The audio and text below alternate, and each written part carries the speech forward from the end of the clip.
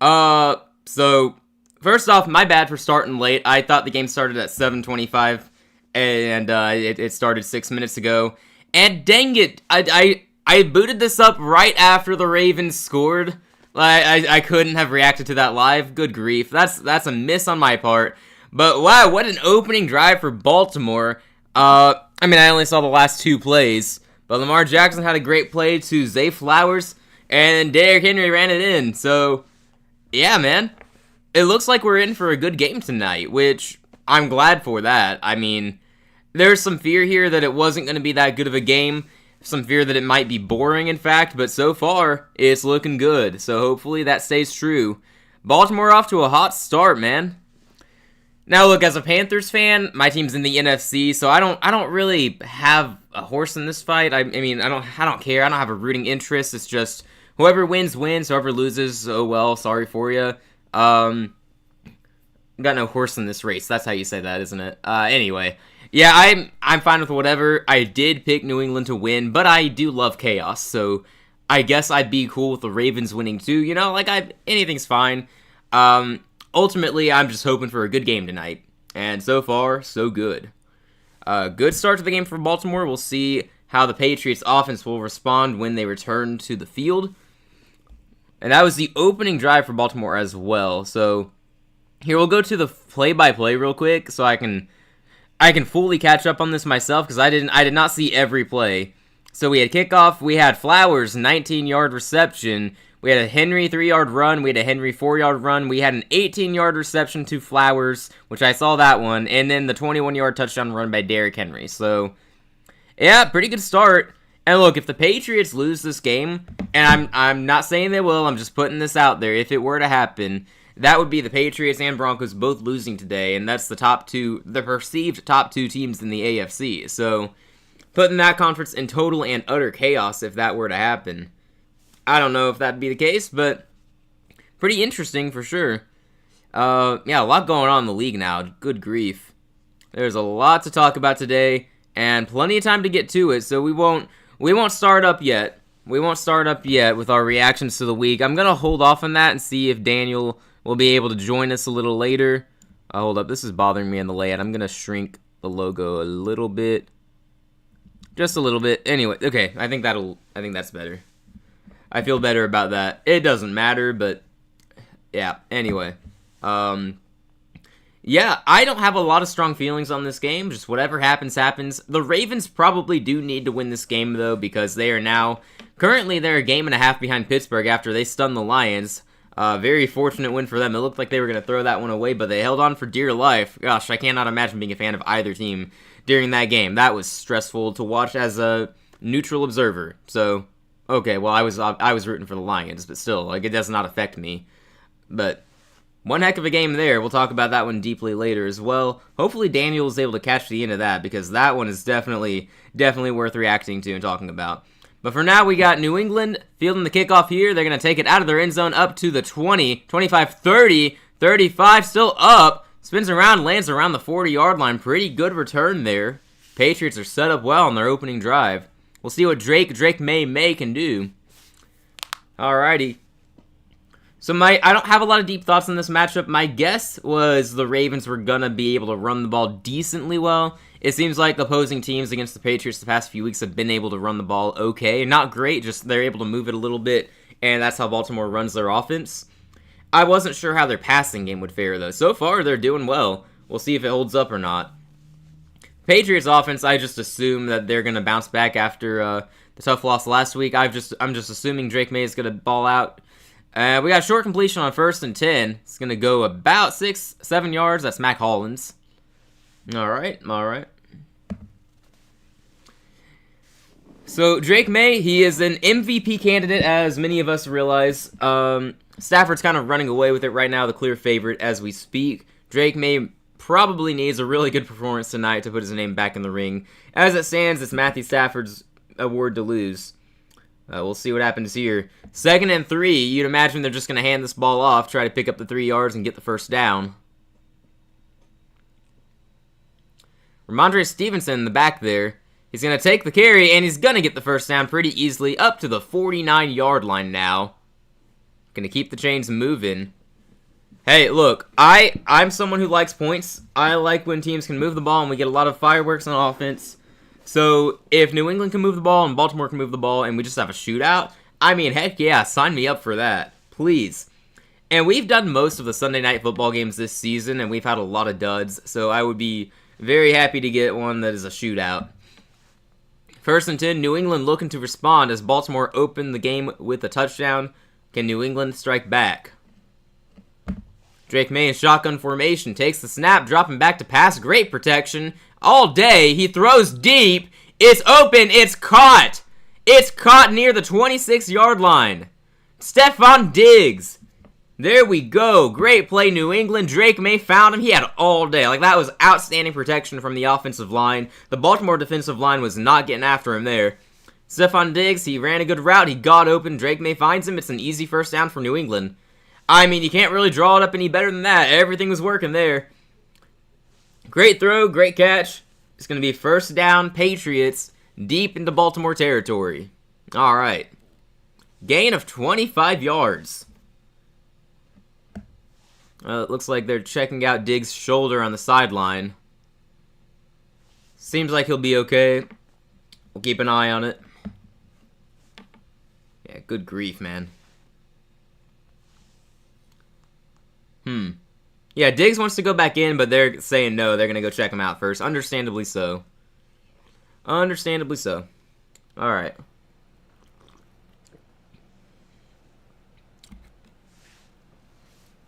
But that is causing a break in the game here briefly. We'll probably return pretty soon, but they're talking about Diggs right now, checking him out. We'll get back to it shortly. That is that was a great play for Diggs. He's been kind of quiet the past month of the season. You'd think he's due for an explosive performance one of these days. Good start. Good start. Stevenson, the back here. Oh, no, it's a direct snap to Stevenson, who's going to give it to Henderson. No, he keeps it. He fakes giving it to Henderson. He keeps it and runs it himself. It's going to go about 6 yards. Pretty creative play by the Patriots there. The cameraman was fooled. All right, don't laugh at me. I thought he gave it to Henderson. Cameraman did too. That was a nice play. They should do that more often, man. All right. All right, let's see it. 2nd and 3. You'd imagine they're going to hand it off again. Maybe they could take a shot into the end zone here. Ball at the Baltimore 19-yard line. They're moving it with ease so far on their opening drive. Drake May under center. Player in motion takes a snap. He's going to give it to the back. That's Henderson. He doesn't have much room to work with. Still managed to get a couple of yards. It's going to be 3rd and very short coming up. Okay. Honestly, just hand it off again. There's no reason to force the pass here. If you only have to go 1 yard, maybe less than half a yard, we'll see where they mark him down. Looked like it'll be about a yard short, though. So 3rd and 1, probably. He fell backwards, though, so he'll get good ball placement, most likely. Yeah, hard run by Henderson. Just couldn't get the yardage. Just hand it off here and get it. Stevenson the back now. I feel fairly confident they're giving it to Stevenson, but hey, maybe that's what they want you to think. Maybe it's going to be play action and they pass and it's a wide open guy. We'll see. Play clock is down to 0. I'm not sure what happened there with the Patriots offense. Not ready to get the snap off at all. They have to burn their first of timeouts. They have to burn it. We'll see if that comes back later. Probably won't be pivotal. Could be, though. We'll see. Alright, 8:46 to go in the first quarter. The Patriots burn their first of 3 timeouts to avoid the delay of game penalty. I don't know if that'll change anything. I think I would still go out there and give the ball to Stevenson or Henderson, whichever running back you have out there. I think Stevenson is usually the short yardage running back, so probably him. Either way it works. Or, give it to Mark Andrews. He can pick up a yard. Like, whatever you do, hand it off here.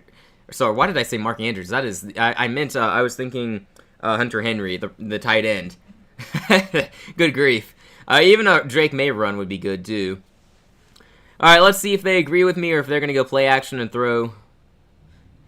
Under center, Drake May takes the snap. It is going to be, no, he's keeping it. He's throwing. Hunter Henry, it is dropped. He drops it. Hunter Henry had it in his arms, couldn't bring it in.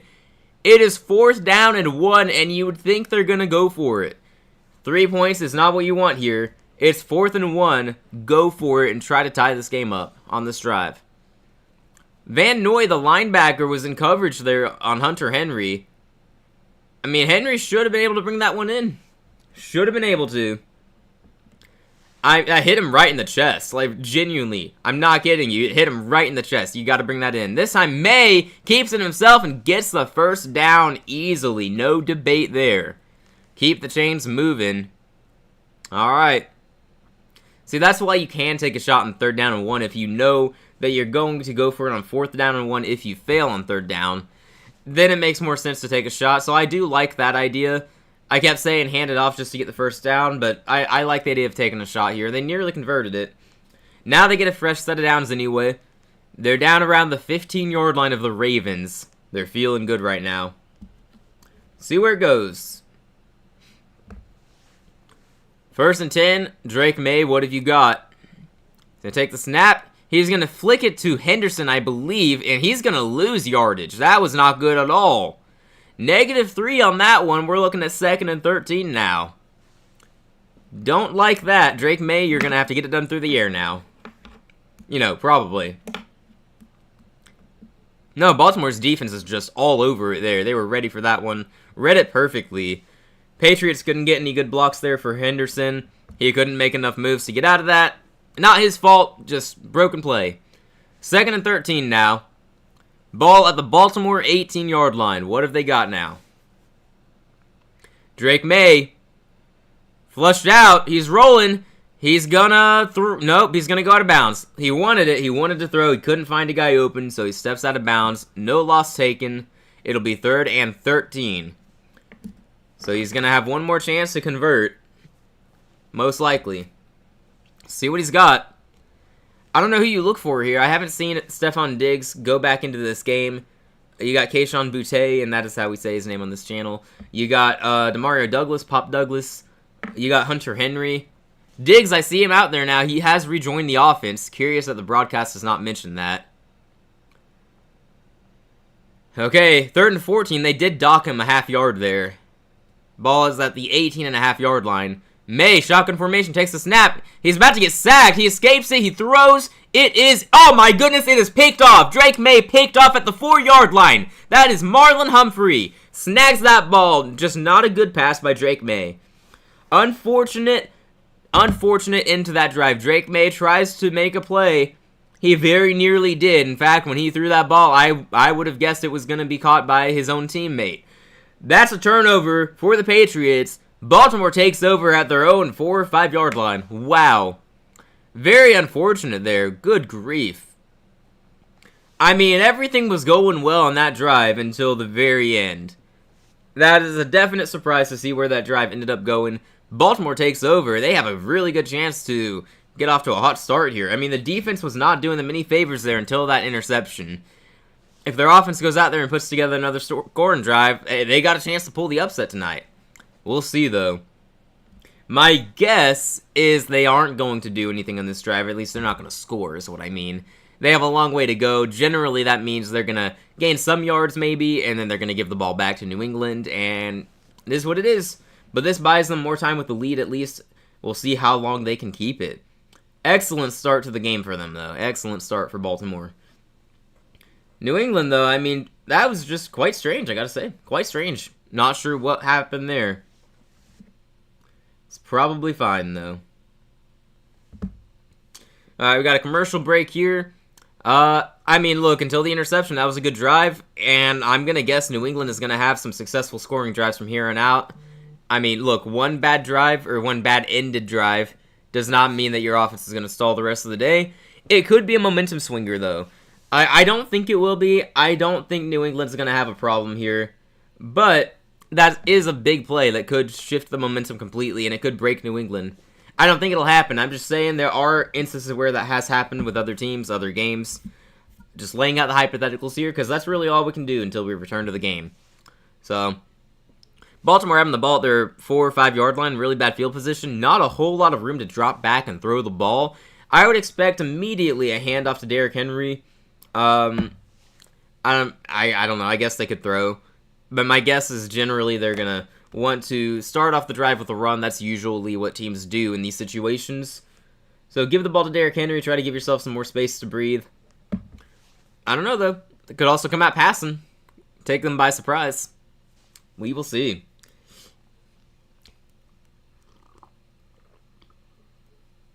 Alright, one more commercial and we're back to the game. Gotta get all those commercials in. You know how it is.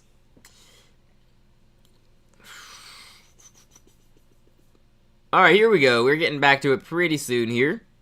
Love to see it. We're here to watch football after all. Alright.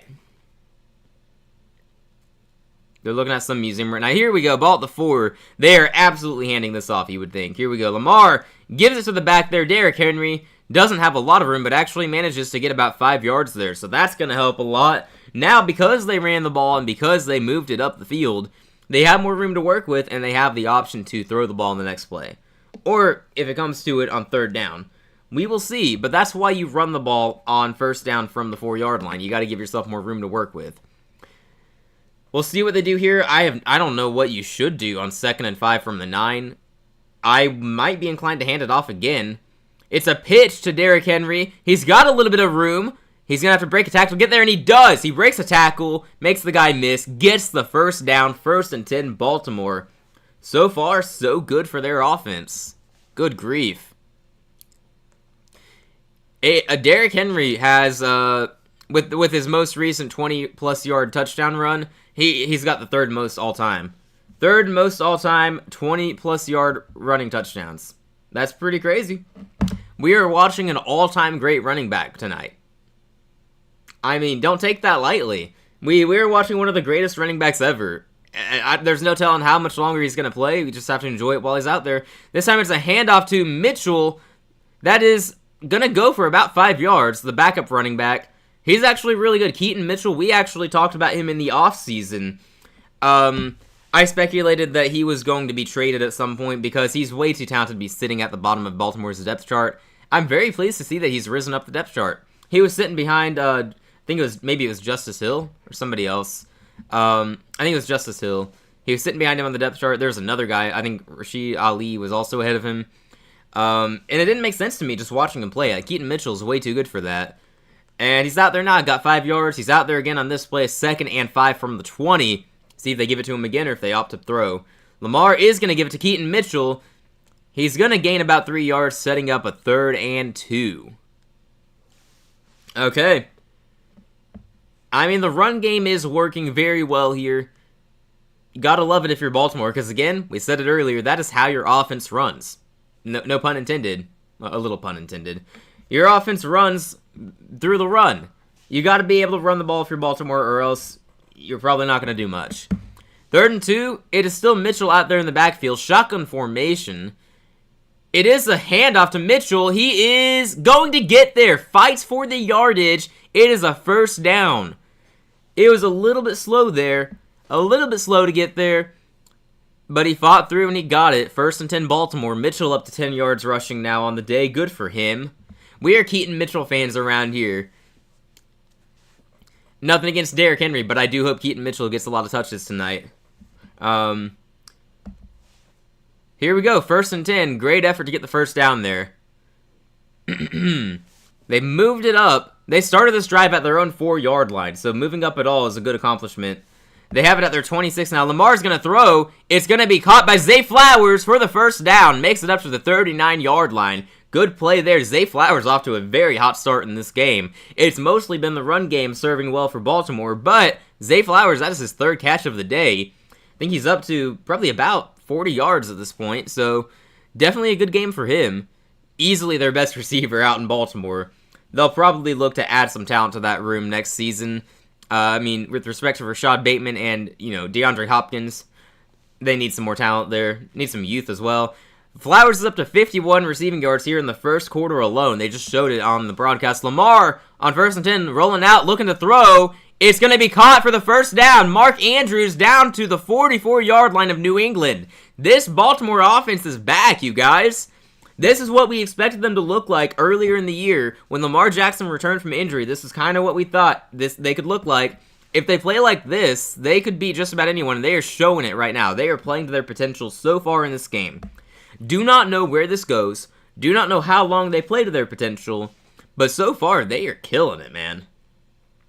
Pleasantly surprised by that. Baltimore was my preseason Super Bowl champion. So, for that, I will continue to pull for them and hope the best. I would like them to do well for that reason.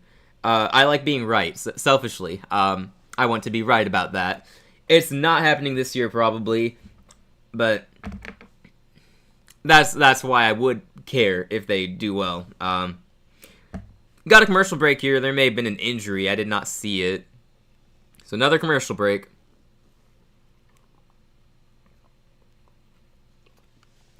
Yeah, Zay Flowers balling out. Derrick Henry balling out. Keaton Mitchell already has 3 runs in this game, which I wasn't really sure how many he would get. So, like, in the total game. If you told me 3 total in the game, I would have believed it. The fact that they are able to give both running backs carries in this game tells you how well their offense is doing, because they really only get to run the ball that well when they are winning a game. Otherwise, they are playing from behind, and Lamar has to air it out. But Lamar is passing great today. 4 out of 4 for 69 yards. Pretty good. Pretty good. Henry's up to 39 yards and 5 carries. Mitchell has 10 yards and 3 carries. I understand that's not the most efficient, but one of those runs was the 3-yard run for a first down where he wasn't going to go too far, just designed to get the first down. Flowers, 3 for 51. Andrews now 1 for 18. Good stuff. New England, I mean, Drake May has 32 yards in this game. Stevenson has 13 yards. That's really about it. Diggs has the 1 catch for 25. Aside from that 25-yard reception by Diggs, there hasn't been a whole lot going right for the Patriots, I suppose. It really was just that one play and then another first down after that. The interception by May at the end of that drive might prove costly if Baltimore puts some points on the board here. And so far, it's looking like they intend to do that. Looking good for them. Alright. Okay, I'm not changing my prediction yet. I know I picked the Patriots to win this game. That's because I've been out in Baltimore the past month or so. For a while, I believed in them. They started 1-5. I had them winning their division. In fact, I got bold enough to say, due to how inconsistent and untrustworthy everyone else in the AFC is, I decided that I'd send Baltimore to the Super Bowl in my previous predictions. And then I felt really bad about that because Baltimore's offense just never really got going. But if their offense, the way it's playing tonight, if that's here to stay, if they get into the playoffs, they can beat anyone. I'm not making a prediction on it. Not yet. I'm going to be very tempted to, though, if this keeps up tonight. Just an excellent start for them. New England's defense, though, they got a lot of guys. They can get a stop here. It's going to be a pitch here to Derrick Henry. He's got a little bit of room. Fights forward and gets about 6 yards. That run game, highly efficient right now. New England's run defense not having a lot of answers tonight. It's only the first quarter. There is a ton of ball left to be played. But so far, you're not feeling good about it if you're a Patriots fan. 2 minutes to go here in the first quarter.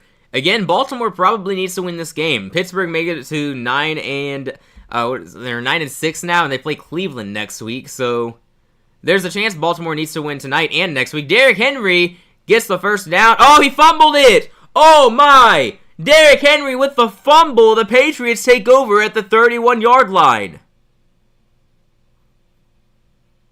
Talk about a swing in the game.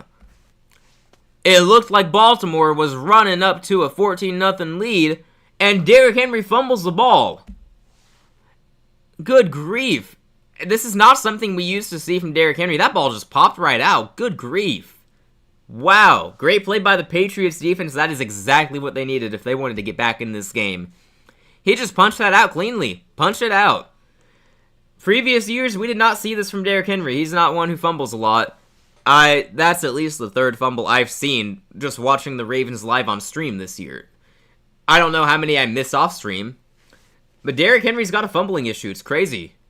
He still an elite running back, one of the greatest to ever do it. It's just a shocker to see that. Patriots take over at their own 32. Huge swing in the game for them. That could end up saving them. Drake May, what have you got, man? Gets it out fast. It's going to be caught for about 4 yards. Forward progress should give him that. Believe that is Mac Hollins. Matt Collins with the second catch of the day. Now, they're showing the replay of the fumble. I mean, the guy just punched it out cleanly. I don't know who it was. Great effort, though, to punch that ball out. I cannot imagine that was easy to do. I mean, that sucks for the Baltimore offense. That sucks for Derrick Henry. But now the turnover battle is even, 1-1. 2nd and 7 now for the Patriots, up to their own 35. Drake May looking to get it out fast. His first read wasn't there. Second wasn't there. He's running. Gains about 4 yards. All right. Looked like no one got open there, and he just had to run for it. 3rd and short. We'll see if the Baltimore defense can get a 3 and out to bail out Derrick Henry in the offense. Apparently, one of their tackles, Moses, is questionable to return. I don't know anything about him, but I do know the Patriots' offensive line is regarded well, so I would assume that's a tough loss for them. Hopefully, for their sake, he can return. 3rd and 4, New England, shotgun formation. Drake May's going to have to get it done here. Baltimore defense shifting around. Showing pressure, they only bring 3. Drake May's got all day. I'm kidding you, he had all day. Now pressure's coming. He's going to have to get rid of this ball. Flag on the field. We'll see what it is. It's in this. Is that? Could be holding. Probably holding. With how much time he had. Because eventually the pressure got through. Ooh. Defensive holding is going to give the Patriots the first down. I said someone was holding. I didn't think it was a defender. Marlon Humphrey guilty there, holding in the secondary. Let's see that replay. Let me see that replay. Oh, yeah, I mean, yeah. A little bit of tugging there. That's probably the correct call there. Probably the correct call. The fans can boo all they want, but early on he was getting a little bit handsy there. The way I see it, if you're going to call it like that, though, you have to call it consistently throughout the game. So we'll see if they do that. It's a handoff here in 1st and 10. Henderson fights forward for about 6 yards. Good run for him. Now has positive yardage. Previously was at negative. And that's going to do it for the first quarter. Baltimore's going to keep the lead 7-0 going into the second. Got to be happy overall if you're a Ravens fan. Definitely a missed opportunity to have the ball in New England territory and fumble it away. But even still, they have the lead. See where it goes.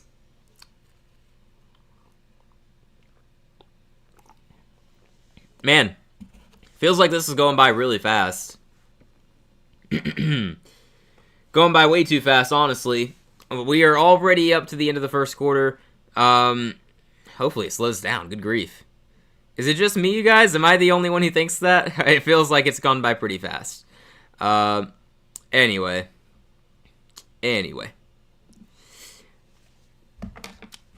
Not a whole lot to discuss at the moment. I guess we could talk about that late slate. I wanted to wait for Daniel for the reactions, but honestly, I don't have enough things to talk about in between, the breaks.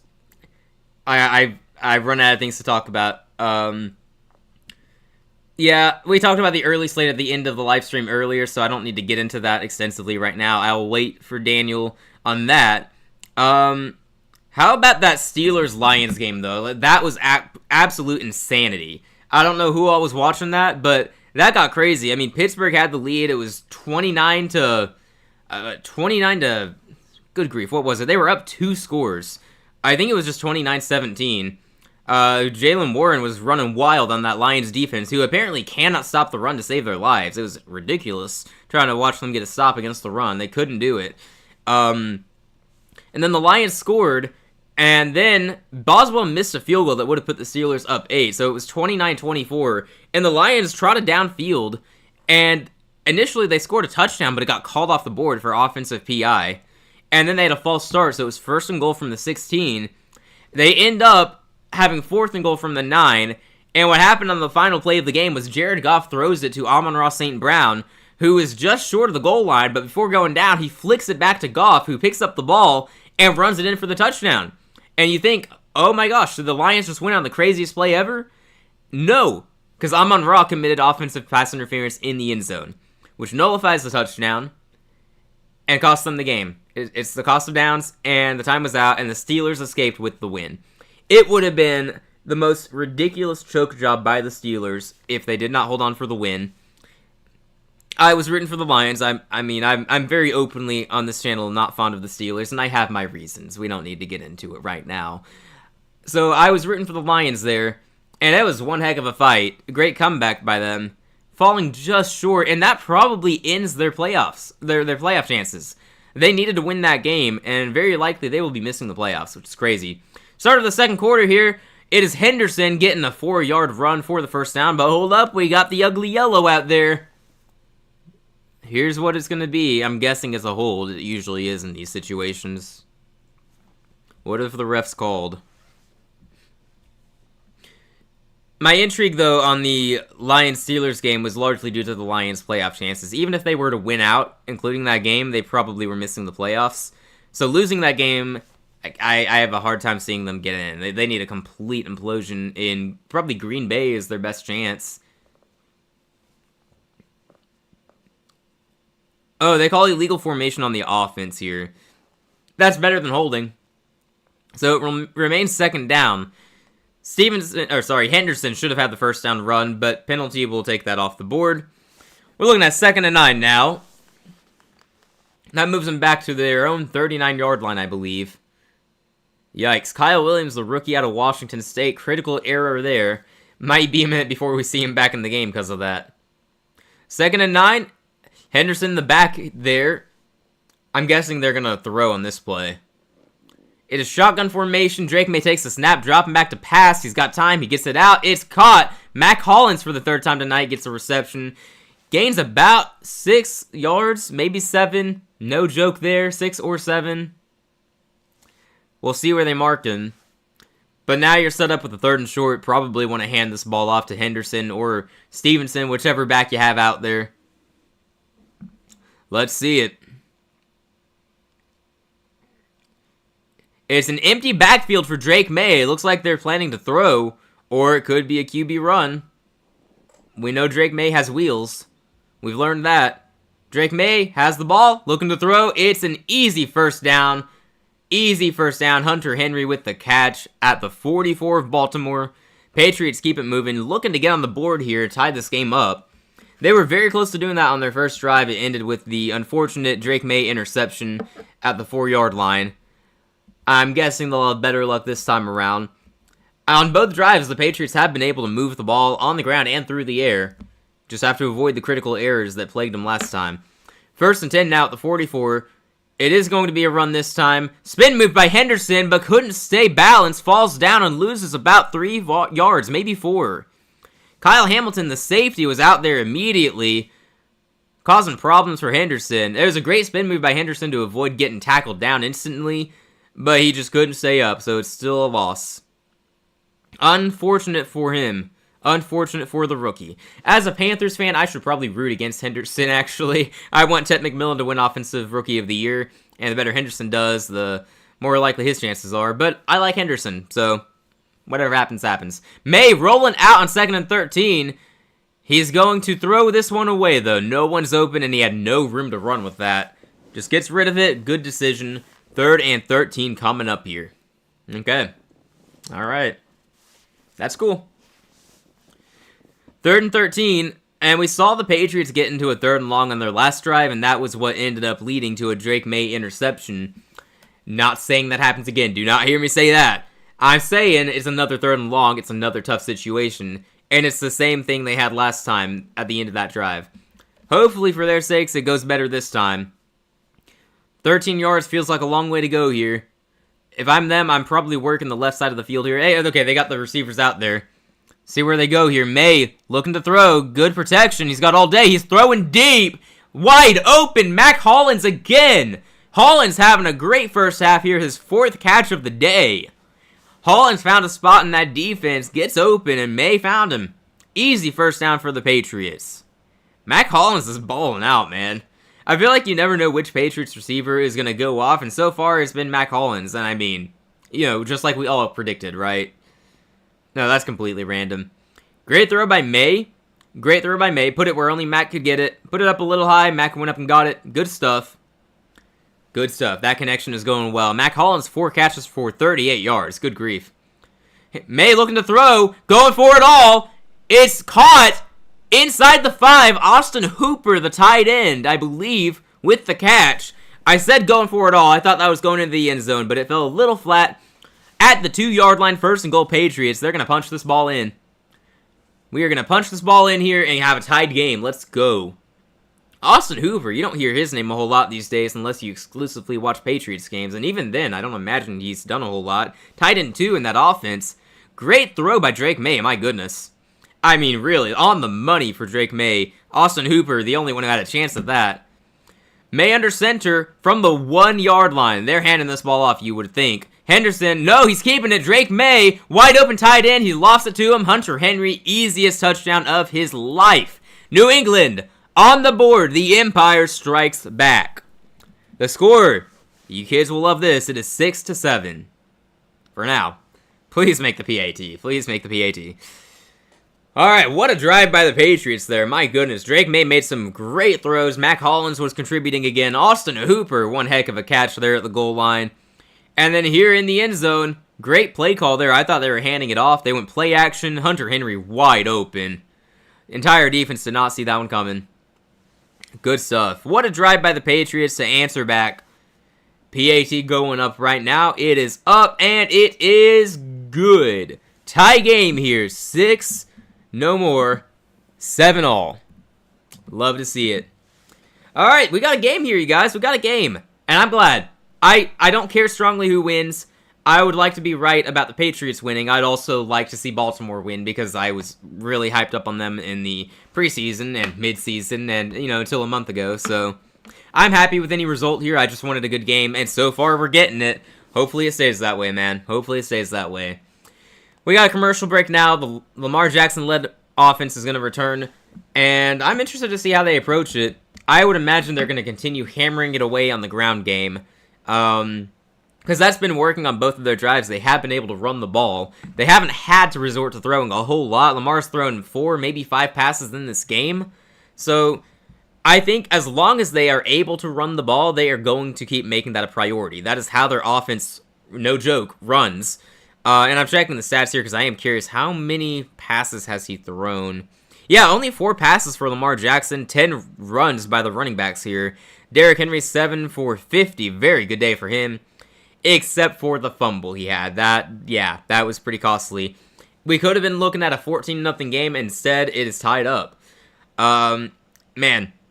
Keaton Mitchell, I'd imagine he's going to continue to get some carries. We will see, though. I don't know. It's a good game so far. I don't know where it's going. I'm just glad it's good. Oh, man. Man, it's crazy how much one play changes things, though. Like, we were that close. That close to a 14-0 game. We were getting there.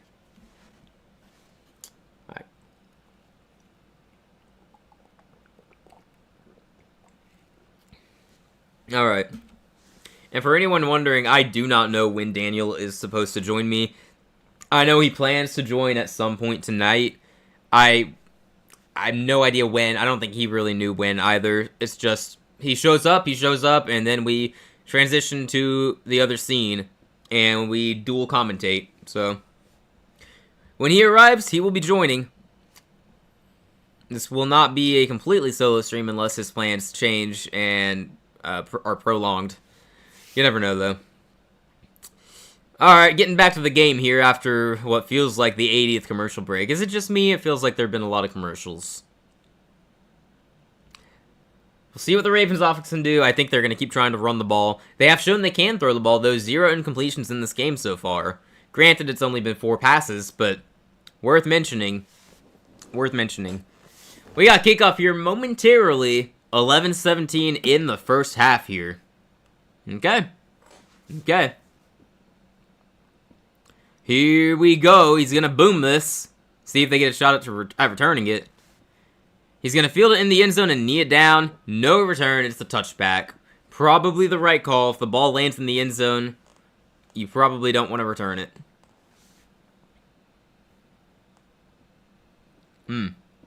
Derrick Henry sat by himself on the bench on that last drive. He's probably not feeling too happy with himself with the fumble. I mean, it's not something he's used to. He knows it's on him. I'm sure the guy is a beast. He is one of the greatest running backs of all time. He's probably going to bounce back. We will see, though. Pivotal drive here. It is Keaton Mitchell, the back there, on this drive right now. Lamar takes a snap. He's looking to throw. He gets it out fast to, is that Hopkins? Could not bring it in. It hits him in the hands. Nuke could not bring it in. Good grief. I mean, look, you have one job. You get 1 to 2 targets a game, and that's what you do with it? Bro. DeAndre Hopkins. I mean, it's always sad when these great players fall off and they're washed, but I mean, you would think he's going to call it quits pretty soon. Like, he's not contributing much, and that was a terrible drop. Lamar takes the snap, hands it off to Keaton Mitchell. Patient run here, but the Patriots' run defense, it was like they expected the run. Goes nowhere. 1 yard gain at most. We're looking at 3rd and long now. The nuke drop is going to perhaps nuke this drive if they go 3 and out. I would blame it on that drop. Although, we will see what happens on this play. Alright. This is Ali there as the running back in this play. Interesting. That's their RB3 in this offense. 3rd and 9. Lamar, you know he's throwing here. Pressure comes. He gets rid of it in time. And not on the same page with his receiver, Rashad Bateman. Lamar threw it to him, expecting him to come back, it looked like, or it was just dramatically underthrown. I'm not sure which it was. I assume just a miscommunication. Patriots do a good job bringing pressure with the blitz. Linebackers coming up. Very well drawn up. And, yeah, I'm not sure what happened on that play. But Baltimore's offense goes 3 and out, and the Patriots are going to get it back. Just like that. We were looking at potentially a 14-0 game, and suddenly it's tied at 7, and the Patriots have the ball. Crazy how quickly things change. It's a pretty good punt, and it takes a nice enough bounce, rolls around the 25-yard line. They will take it. They will take it. Alrighty. Got another commercial break. We got 10:21 on the clock. Alright. Alright. Alright. It's a good game so far. Yep. Now, if we want to talk about the other games again, I pretty much said all I wanted to say about Lions-Steelers, just that was a crazy game at the end. I think for the most part, it wasn't too good watching early on. It looked like it was kind of boring, and I was just a box score viewer, so I don't know that for sure. But I don't regret missing the start of the game. Really, just that fourth quarter, just tons of scoring, which is what I like. Lions almost made a sick comeback. Instead, it was a wild ending to the game. Steelers held on. They are very likely in the playoffs. All they have to do is beat Cleveland next week, and then have Baltimore lose either tonight or to Green Bay. Or, of course, they play Baltimore in Week 18, so they could just finish them off themselves if it comes to that. But you have to think the Steelers are very likely going to win their division and host a playoff game, looking like it'll be Buffalo as the 5 seed, so should be interesting. Although Buffalo barely able to beat Cleveland today, that was a little surprising. Cleveland definitely had a chance to win that game late as well. So, with Buffalo being so inconsistent with their play, it's not even a guarantee that they beat Pittsburgh if they play in the first round. I've been assuming every week Buffalo wins their first round playoff game. It's hard to make playoff predictions right now, and it's going to be hard when the bracket eventually comes out, because you can't trust anyone in the AFC. Denver got beat up by Jacksonville today, and do you trust Jacksonville? Jacksonville has a lot of really good wins, but I still think once they're in the playoffs and they face a good defense, Trevor Lawrence is going to cost his team the game with some turnovers. I also thought that would be the case today, and he played a really good game. So, I don't know. I don't trust Lawrence and the Jags. I don't trust Knicks and the Broncos. I don't trust the Bills because of how inconsistent they are. Who do you trust? I don't trust whoever gets out of the AFC North. I don't really trust the Texans with their inconsistent offense. They played way too close with the Raiders today, too. That was very concerning. Who do you trust? The Chargers' offensive line is too beaten up, you would think, although they keep winning games. So maybe I'm doubting them at my own risk. I don't know. I have no idea where this season's going. We're returning to play action here. Drake May Gets it out. It's just a dump-off throw, check down type. It goes for 5 yards. Looked like he wanted to go further than that, but no other options there. Alrighty. Yeah, they're talking about Drake May right now. Highest completion percentage in the NFL, 71%. Good stuff. He's been very accurate, obviously. Very accurate, having a great season. I've maintained my stance all year that he's not my MVP, though. It has always been Stafford for me. Like, since I'll have to go back and find the footage, but it was probably since about week 4. He's just playing as the best quarterback for one of the best teams in the league. Drake May has an argument, but we got a handoff in 2nd and 4. Not going to go too far. Not going to go too far. Just 1 yard at most. I think that was Stevenson with the carry. So we're looking at 3rd and manageable coming up. I think it'll be 3rd and 3, but we'll see. Stevenson's going to stay out there, by the way. Looks like the running backs are alternating drives. That's what it's been so far, at least. Alright, here we go. Here we go. 3rd and 3. Drake May takes the snap, looking to throw. Dropping back. He lets it out across the field. It is caught! And he's going! He's going! He's down around the 35-yard line, out of bounds. Stephon Diggs having a huge impact on this game. Look at him go. We said it earlier. He's been quiet for a month. He is due for a big game. He's got to be over 50 yards now. Good stuff, Stephon Diggs, and the Patriots offense keeps rolling. They keep rolling. Good grief. Good play by Stephon Diggs. Good job, Drake May. And the offensive line, again, much like on that first drive, they just give him all day to throw. Not a lot of pressure for Drake May. Just drops back. Great throw. Great catch and run by Stephon Diggs.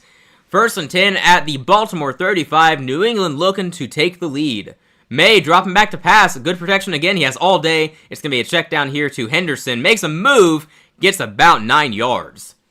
Very good play by Henderson there. Man. Look, I'm going to go back and I'm going to keep harping on this. That fumble by Derrick Henry, that is an actual game changer. We were this close to Baltimore having a 14-0 lead, and now we're looking at the Patriots taking a 14-7 lead. That is if they do punch it into the end zone on this drive. And the way they're playing right now, you feel pretty good about their chances. But we will see. Don't put the points on the board until it actually happens. Let's get it.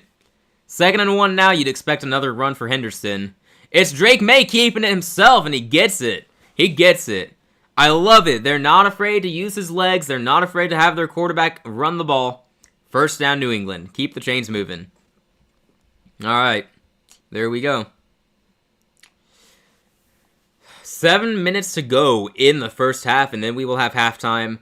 I'm guessing Daniel will not be here until sometime in the second half. I still have no idea when he's showing up, but we will do the dual commentary when he does. For now, you're stuck with me.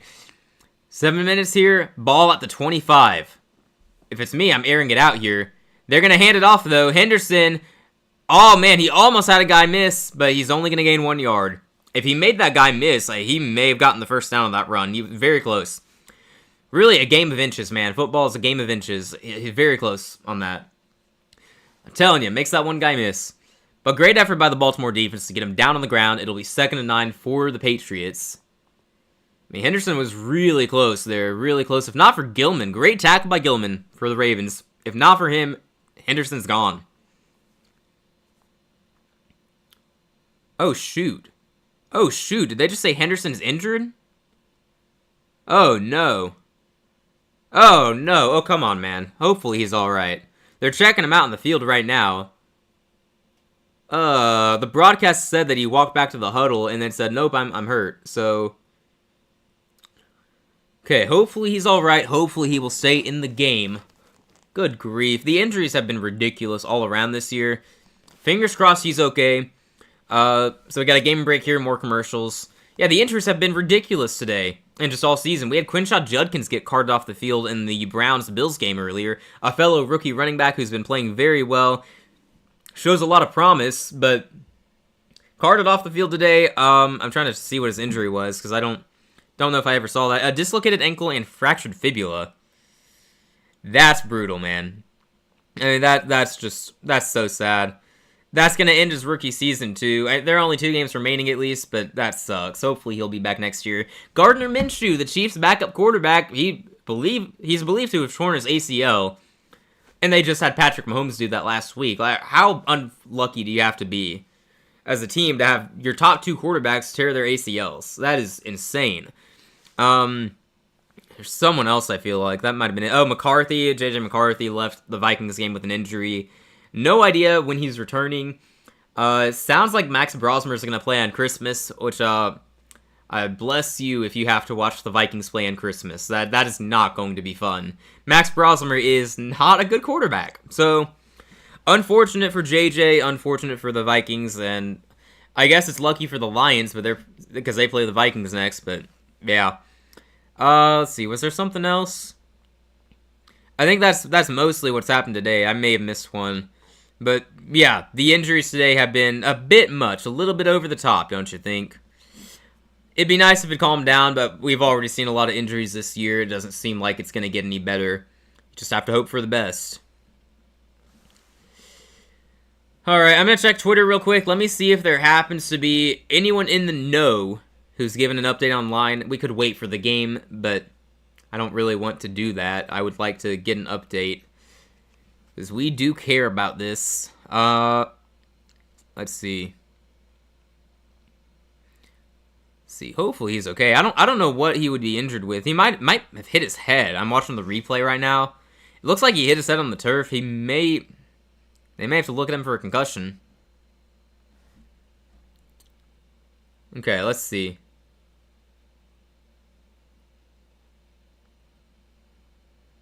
May not have been his head, may have just been his shoulder. Alright, we will keep an eye on that. Drake May looking to throw on 2nd and 9. He's flushed out. He's going to go down. A loss of 3 yards. Tries to make a play. Tries to escape. The Baltimore defense, relentless and ferocious, does not let him out of it. We got 3rd and long coming up now. Good grief. Great play by the Baltimore defense, getting after him. They need to do that every play. They have got to bring the pressure, because we have seen throughout this game, if they sit back and give Drake May all day to throw, he's going to find a receiver, and he's going to make a play. That has been what has happened so far in this game, because Baltimore is not getting a lot of pressure. I say that, and that is their 2nd sack of the day, too, so they're not getting consistent pressure, at least. 3rd and 12 now at the 27-yard line. Drake May. They're going to have to burn a timeout here. The play clock winding down, not ready to snap the ball. 2nd timeout is used, 5:48 on the clock. Patriots are going to think this one through. Figure out what to do. And I'm still checking Twitter to see if there's an update on Henderson. My guess is he's alright and he'll return to the game. I didn't think it looked too bad. Let's see. And I'm not seeing anything yet, you guys. I will let you know if I find an update, but so far I got nothing. I don't know what the injury would have been for him. And the broadcast is not talking much about it. That's unfortunate. Alright, 3rd and 12 here. Pretty big play. Could be the difference between 6 and 3. Drake May, pressure is coming. He gets rid of it, going deep. It's way overthrown. Not on the same page with his receiver, it looks like. It's going to be 4th down. They're going to have to go for 3. And hey, if they make it, they still have the lead. They will take it. Very unfortunate, though, the way that drive was going. You would have expected them to get a touchdown. Dang. Yeah, it looked like he expected Mac Hollins to go into the end zone, but Hollins ran more of a comeback route. Oh, man, the Patriots have another guy down. Morgan Moses already left the game. That's Munford, another lineman. And Will Campbell's also not playing in this game, so they may be down 3 linemen if this guy's not alright. I don't know much about Munford, but... Hello, Midnight, how you doing? How's it going, man? Welcome on in. It's been a good game so far. Very, very pleased with it. I was a little concerned it would be boring, but this has been a good one. Alright, they're going for the field goal here in 4th and 12, which... Of course. 45-yard attempt, not a gimme. It's a rookie kicker as well. I think he's been good. 45, NFL kicker should make it. Let's see what he's got. It is up, And it is easily good right down the middle. Heck of a kick there. Patriots take the lead 10-7. Again, I'm going to keep mentioning this. We were super close to Baltimore having a 14-0 lead, but that Derrick Henry fumble stalled that drive. Well, not stalled the drive, it ended the drive. It stalled the momentum is what I mean to say. And now the Patriots have the lead. It's completely changed the game. Patriots offense is moving with ease, but they have stalled out a couple of times when they got into Baltimore territory. Had the Drake May interception on that first drive, now they have a field goal on this drive.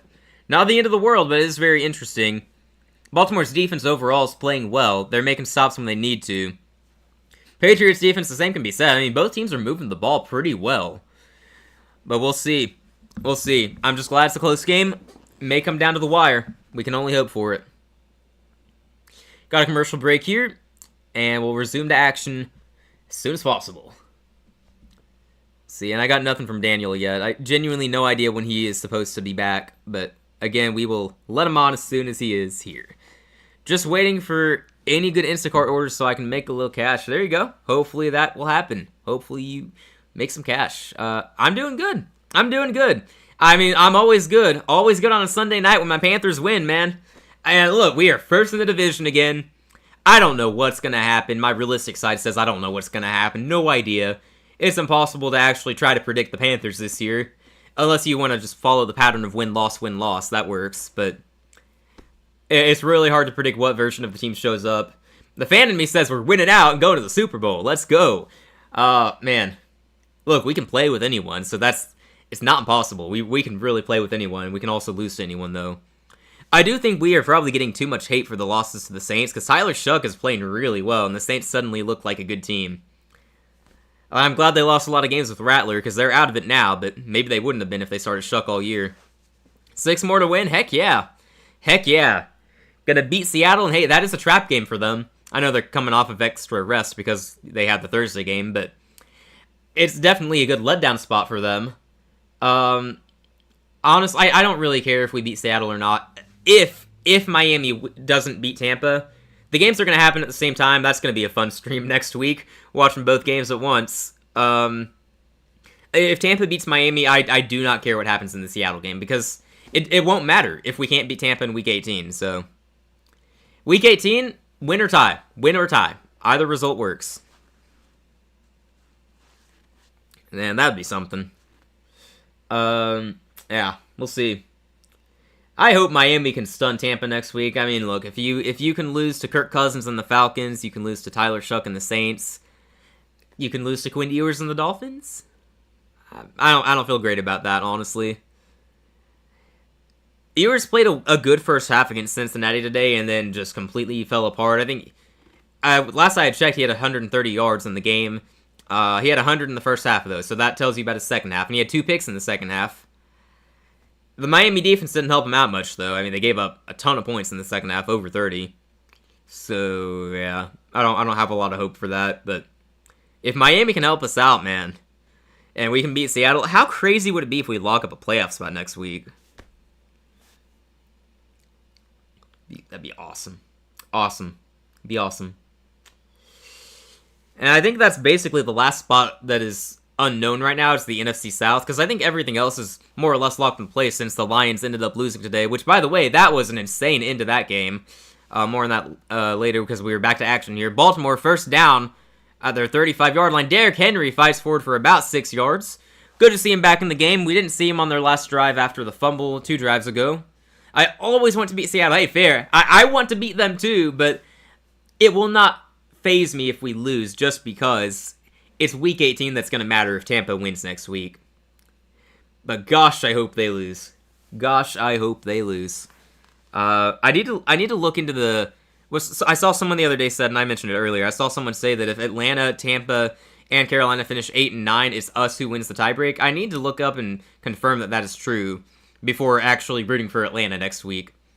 Honestly, I think Atlanta loses their next 2 games anyway, but... Alright. Run by Derrick Henry goes nowhere on 2nd down, so we got 3rd and 4 coming up.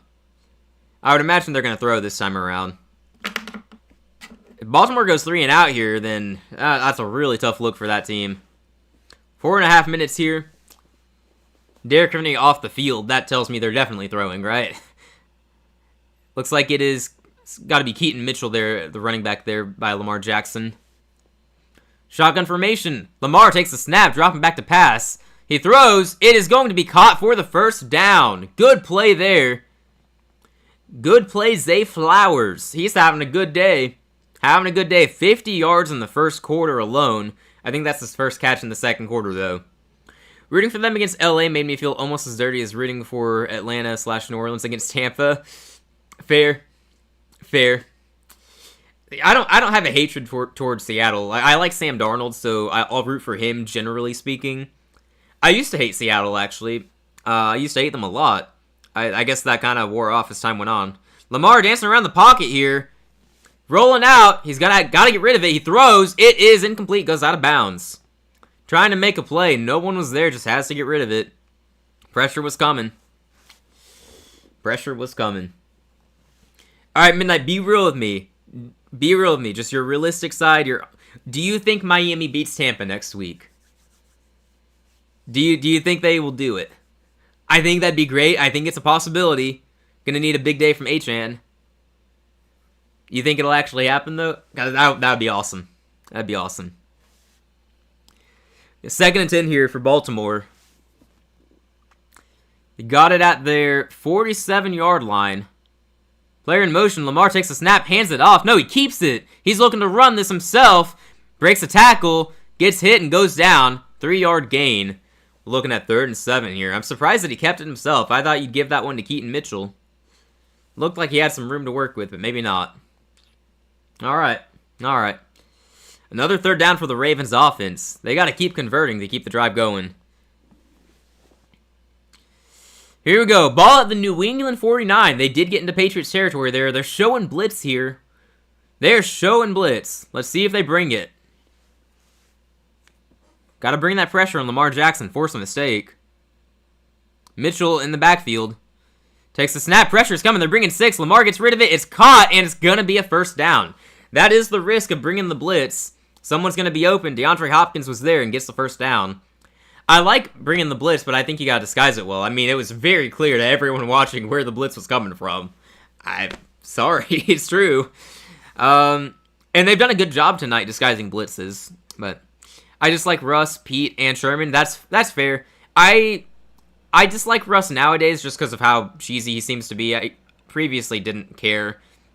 Pete, yeah, not a fan. Sherman, not really a fan. That's valid though. And the game is in Miami. Miami hosts Tampa. Lamar, pass complete to Kohler, the backup tight end, the 3rd string tight end actually, makes it to the 22-yard line with the catch and run. Baltimore's offense moving. That's going to take us to the 2-minute warning. Okay. Yeah, it's in Florida either way. Yeah, so warm weather, you would think. Watch it be the rare cold game in Miami, though. That would happen, right? So the Dolphins play terrible. Nah, it'll be warm. I like Miami's chances. I hope that they can pull it off. I think that would be great. I mean, I would absolutely love if we could beat Seattle and Miami could beat Tampa next week. It's going to be 2 upsets. I do know Tampa's already the early favorite in that game. I wonder what the spread would be if Tua was starting, but Miami decided to punt on the season, so oh well. I joke like that, but it was the right call for them to start Ewerts and see if they have anything in him, which they're learning quickly that they probably don't.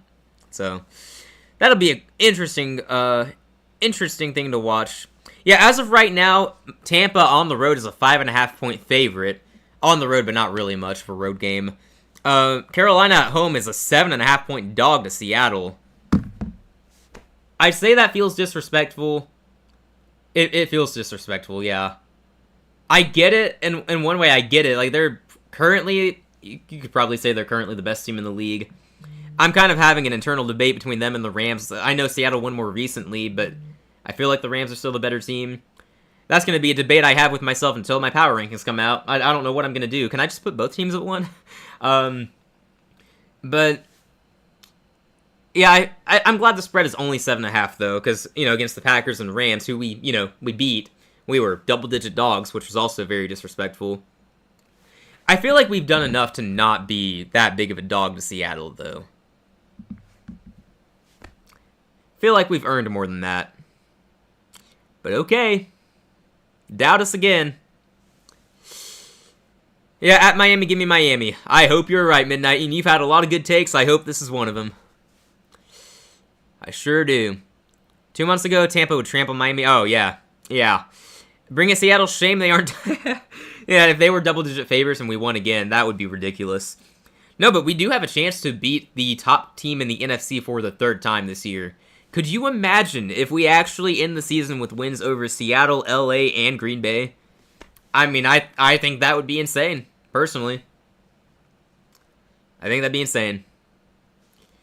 It'd be even more insane if we still miss the playoffs, too, I'm not gonna lie. Like, could you imagine going 9-8 with wins over those three teams and then missing the playoffs? It's insane that that's a possibility. Now, gotta beat Tampa in Week 18, probably. Unless you're right and Miami can do it for us, and then we beat Seattle. Give me the double-digit line, we're 2-0. Heck yeah. Yeah, I would rather have the double-digit line than the 7.5 line. Following the pattern, we're supposed to lose. You know, win-loss pattern. It goes back and forth. Hopefully we break it. Keaton Mitchell. No, Lamar kept it again. Good grief, they're really good at that. I thought Keaton Mitchell had it. I've been fooled a couple times tonight. Maybe that's just a me issue, but I feel like I'm not usually fooled that easily. Maybe I'm fooling myself right now. Lamar gained about 3-4 yards on the ground there. Keep the drive moving. We're under 2 minutes at this point. The Ravens' offense has been doing well. Oh, yeah, I need to check Twitter. Henderson went down earlier. I'm still waiting to see if he's all right. Lamar, this time, Keaton does get it. Wow, he's 10 yards behind the line of scrimmage right now. He ends up losing 5. That was bad. That was blown up from the start. The Patriots were all over that. My goodness. 3rd and very long now. Wow. I mean, they hand it off to him, and there's a guy in Mitchell's face immediately. Like, that is not Mitchell's fault, honestly. I mean, good grief. Like, Lamar, you should have kept that one yourself. Whoops. 3rd and 12 now. I'll take the underdog pattern over the alternating wins pattern. Yeah, absolutely. Although, if the alternating wins pattern persists through the rest of the year, we're in the playoffs. We lose in the first round with that pattern, but hey, as long as we're in, that's a huge win at least. 3rd and 12 looks like timeout was burnt here. Makes sense. We're down to 1:16. You can't keep those timeouts going into the second half.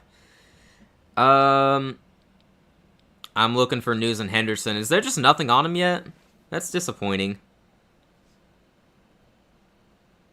Oh, man, I hope he's all right. Let me see. Okay, so Henderson apparently did suffer a concussion and is questionable to return. That sucks. That sucks. Hate to see it, man. All right, then. 3rd and 12 for Baltimore. We'll see if they get the touchdown on this drive or if they settle for 3. They have a good rookie kicker in Tyler Loop. Pittsburgh won that game. Pittsburgh did win that game. We have a checkoff to Ali here. He's got a little bit of room, but he's going to have to break a bunch of tackles to get the first down, and he is well short by about 5 yards. 6 yards. 4th down, Baltimore's going to have to kick for 3. Yeah, so midnight, Pittsburgh nearly blew that lead. It was 29-14. Sorry, 29-17. I'm getting the numbers all jumbled around. My gosh. I'm tired. Lions scored and made it 29-24. The Steelers drove downfield by running the ball because the Lions refuse to stop the run these days, apparently. And they missed a field goal. Boswell had a rare miss. It doinked off the right upright, or left upright, I guess, right facing him. The Lions drove downfield and got the ball, and they scored a touchdown, and an offensive PI overturned it. And then they had a false start, so they have it from the 16. On the final play of the game, it was 4th and goal from the 9. Jared Goff throws to Amon-Ra St. Brown, and it's 1 yard short of the touchdown. And before going down, he flicks it to Jared, and Jared scoops it up and runs it in for the touchdown. And then there was pass interference called on Amon-Ra. So it took off the touchdown, and the time was gone. The game ends just like that.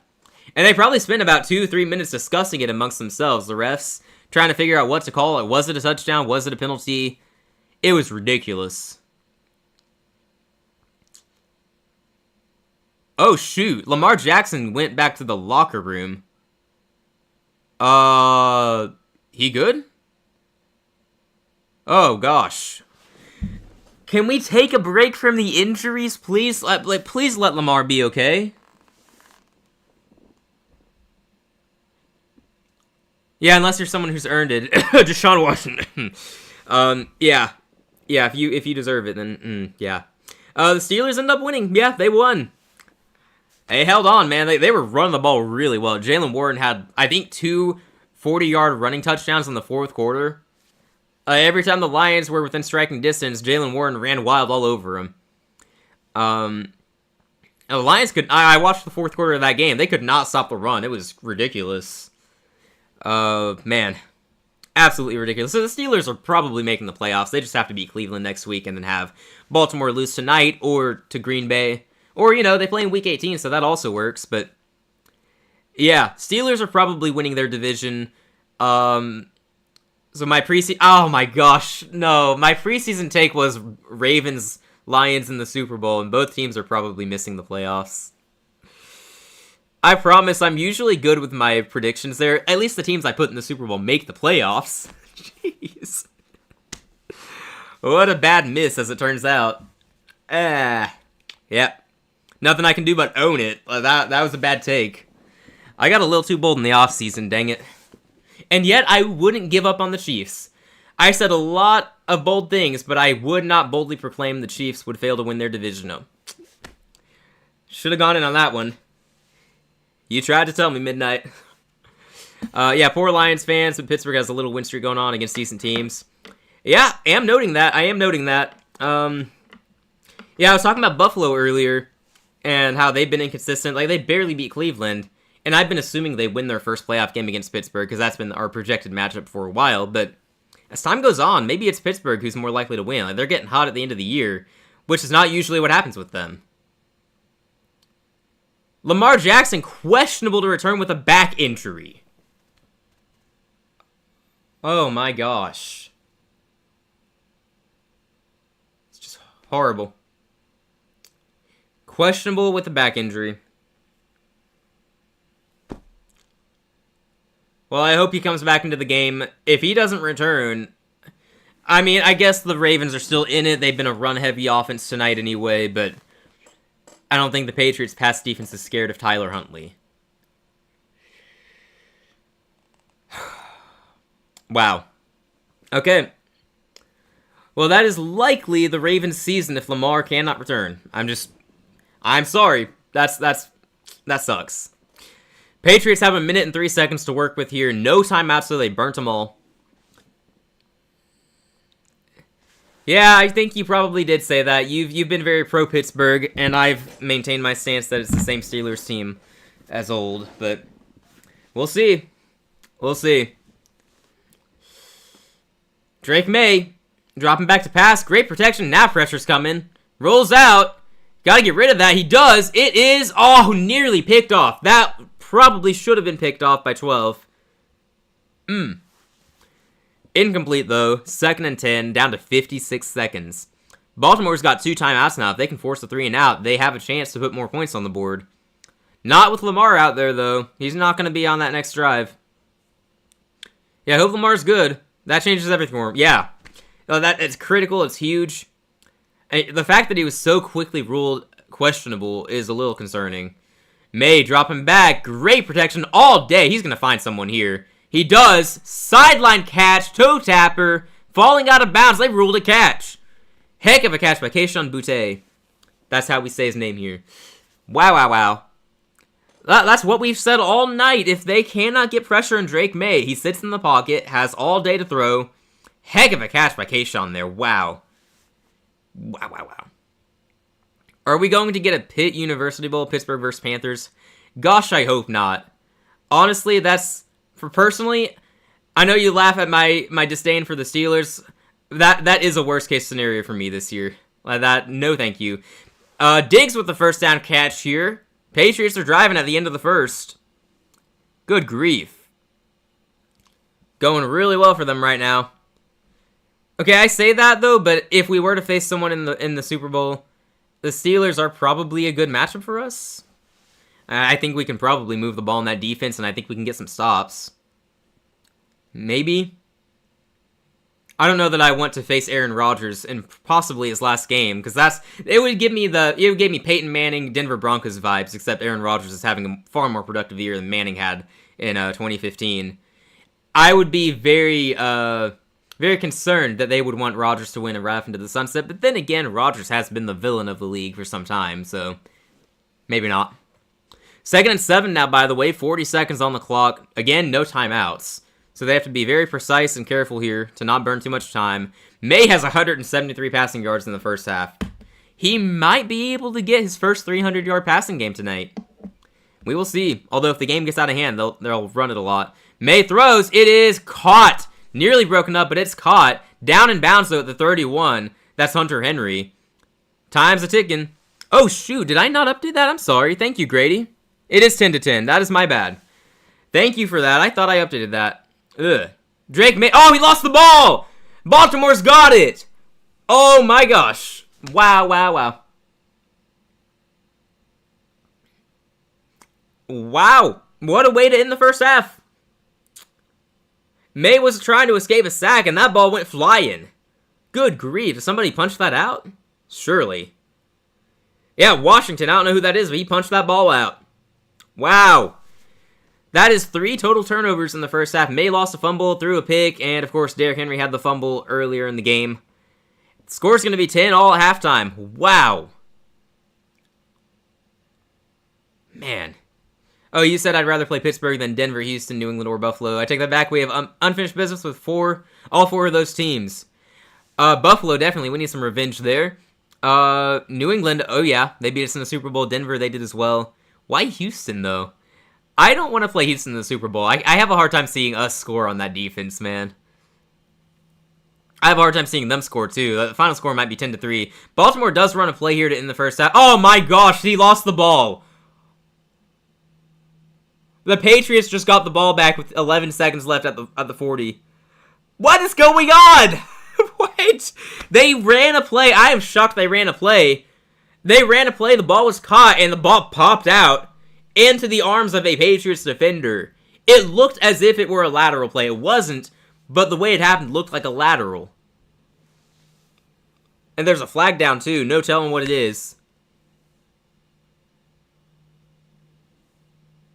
Okay, we'll see.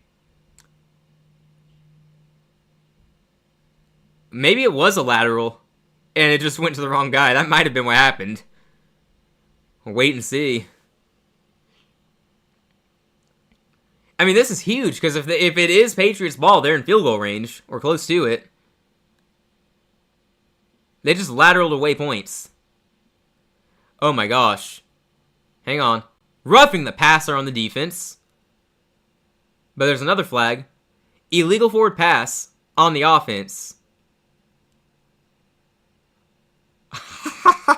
The foul's offset. No turnover. Baltimore maintains possession. Lucky as heck. Wow. I mean, that... Good grief. That's pretty hectic, man. Pretty hectic. So Baltimore does not turn it over. The Patriots are not getting points before halftime unless something insane happens. Man. Oh, because it's the Football for Fun Bowl. Sorry, not unfinished business, though everything in the media would be about CJ and Bryce. True. That's where I thought you were going with the CJ and Bryce thing. I don't like to do that because they're friends off the field, and I mean, I root for both guys generally, so... yeah, it would be the Football for Fun Bowl. I'd be down for that Super Bowl for that reason, and it would be really interesting for Daniel and I, that's for sure. Because one of us would be quite unhappy with a loss, but also we would both be so happy to even be there at the same time. What are the odds of that even happening, right? Alright, it is halftime now, 10-all. It's been quite the game. I don't feel great about Baltimore's chances. We have to wait and see if Lamar Jackson returns. I'll be stalking Twitter to see if there are any updates there. I'm guessing we won't get him at halftime, but you never know. Let's see. It's questionable with a back injury, and for the Patriots, Travion Henderson is questionable to return with a concussion. Yikes. A lot of injuries in this game. It is ridiculous. Man. Alright, I still haven't heard from Daniel, by the way. He is going to join at some point when he is back. He's got some other stuff going on tonight. Yeah, we've done a lot of streams this week, but we haven't actually been on at the same time for a full stream yet. We had a Thursday stream that he did solo. I went on for Friday. He joined me late for that one, at least. Saturday night, he went alone. I did the Panthers stream. He did the Texans stream today. I'm doing most of this alone. Hopefully, we're both there at the same time tomorrow night. I think we're doing Monday Night Football. It is pretty crazy, though. Doing all these streams, and most of them are solo. I like them both as well, but everybody on TV would be talking about them. That's true. Mostly about if we chose right. And you know what's unfair, too, is whoever wins that game, it would be, if Bryce wins, then yeah, we chose right. But if CJ wins, then, we made the wrong choice. And if we had chosen Stroud, then we would have won a Super Bowl.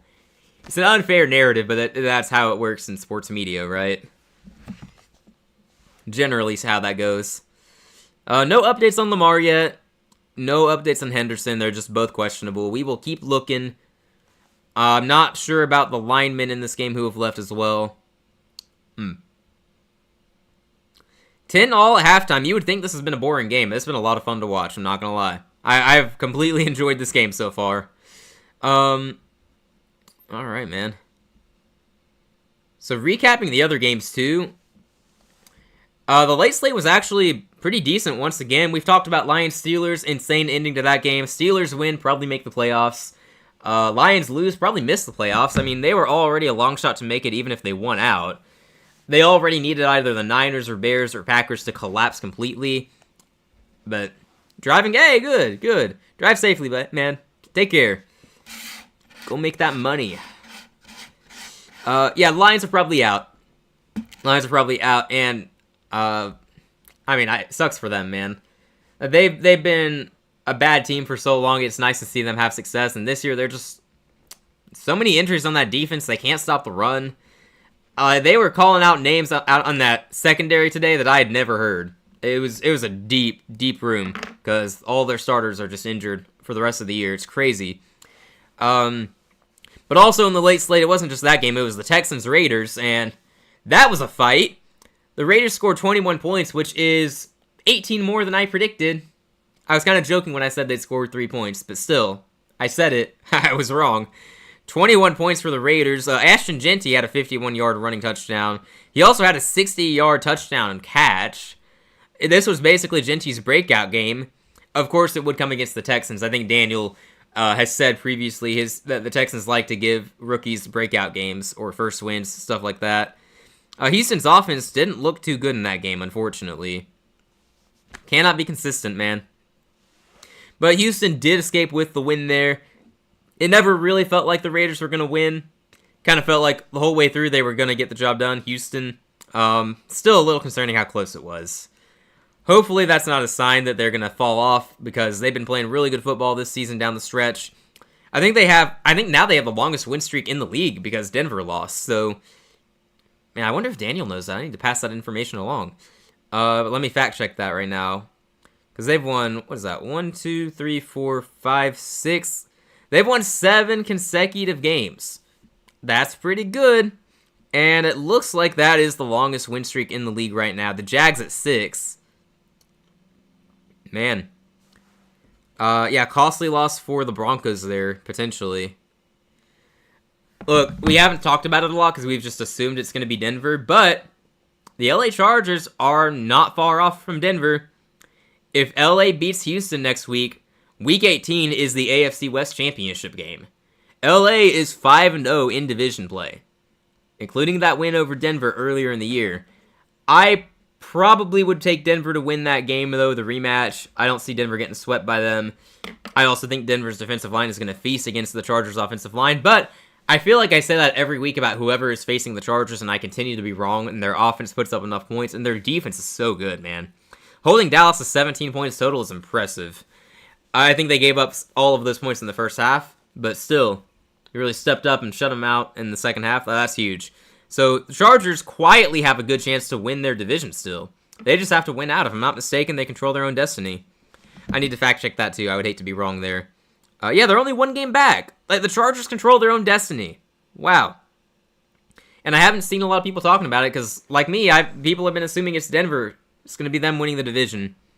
So that's going to be something to watch. Man. The East is probably the Patriots division because Miami's punting on the year, starting Quinn Ewers at quarterback, and the Jets are not beating the Patriots next week. And the only way the Patriots blow the division is with a loss to a divisional foe and Buffalo winning out. I think Buffalo probably will manage to win out. Seems likely. I'm sorry, they play Philadelphia next week. It's at home, so I've been assuming they win, but Buffalo's so inconsistent, you never know. But the AFC East likely belongs to New England. The AFC North, Pittsburgh is up 2 games, assuming Baltimore loses tonight. Very good chance that Pittsburgh wins that division. The AFC South, I'm guessing it's going to be the Jags after their win today. They face the Colts and the Titans. They've got it. Oh, man, I'd be a little surprised if I get free from this family thing anytime soon. Alright. Alrighty. That's fine. I can solo the whole thing. We did clear that up. I think we were planning it out last night. I did say, if you can't make it, we're good. I'll solo it if I must. I have experience soloing at this point. Lots of it, so that's okay with me. It's been a great game. I will be entertained. Hopefully Daniel is having fun, and that's why he cannot join us. But yeah, going through the divisions, the South is still up for grabs, but it's probably the Jags. They would have to suffer a surprising upset loss. I wouldn't be too surprised, I suppose, but Houston also, they're due for a loss, and LA's been playing well. LA could very well beat them. LA could very well beat them at home next week. That's going to be a great game.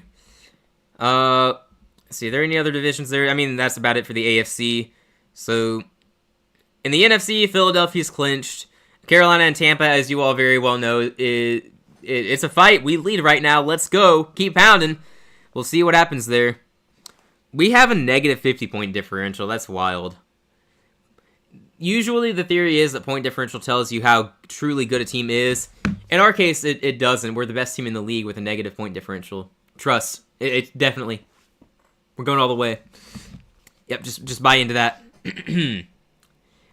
We just want people to not believe in us because then we do better. That's why we let people outscore us every other week. Anywho, the South is probably coming down to Week 18. The West is also likely coming down to Week 18.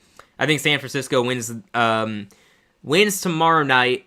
If they can upset the Bears next week, actually, they might be favored, but I think the Bears are better, so I call it an upset. If they can take down the Bears, then they're playing for the division in Week 18 against Seattle.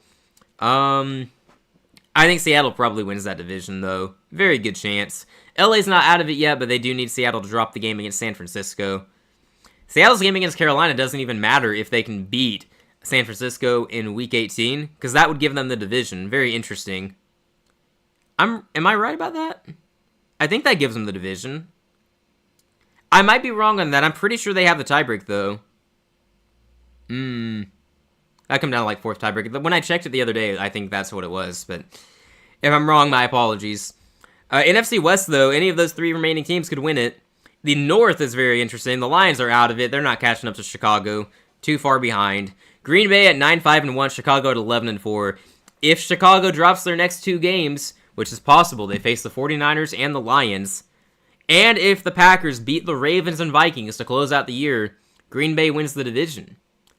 I don't know that that'll happen. I expect the Bears to beat the 49ers, and at this point, I kind of expect them to beat the Lions, because they can't stop the run. That's what we learned today.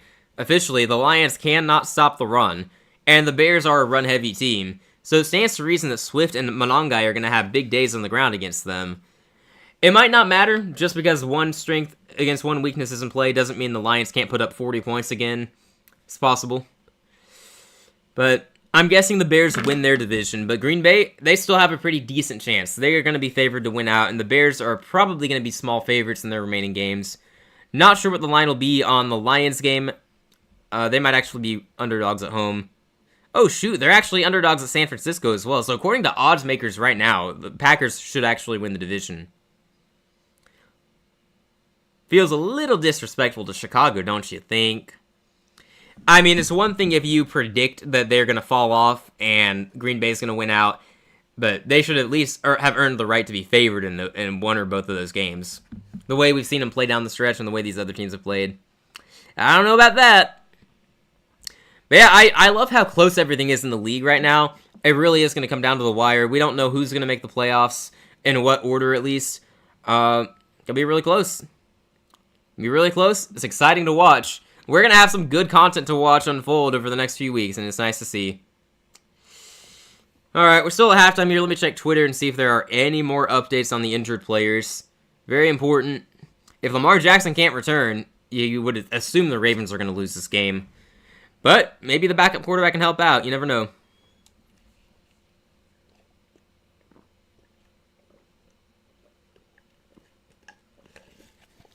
Alrighty. Scrolling right now. I'll let you know if I see anything.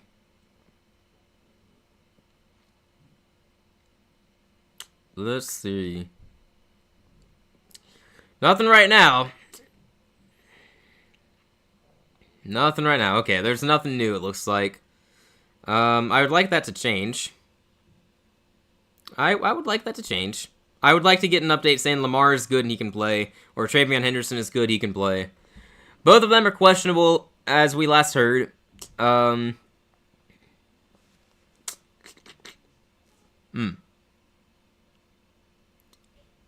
right now, scrolling right now. It sounds like Huntley is going to start the second half for Baltimore. Nothing on if Lamar Jackson is going to return or not, but reporters are saying Lamar is not seen on the sideline and Huntley is warming up. So, yeah, sounds like that's going to be the case. Let me see on Henderson. What have we gotten him? Hopefully better news for him. Let's see. We do have the start of the second half coming up fairly soon. See, I'm not seeing anything on Henderson yet. Not yet.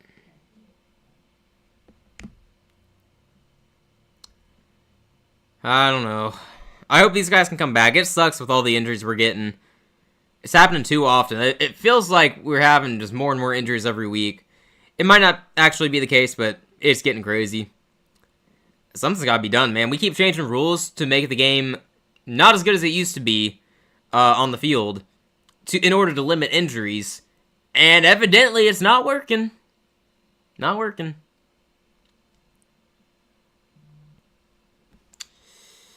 All right.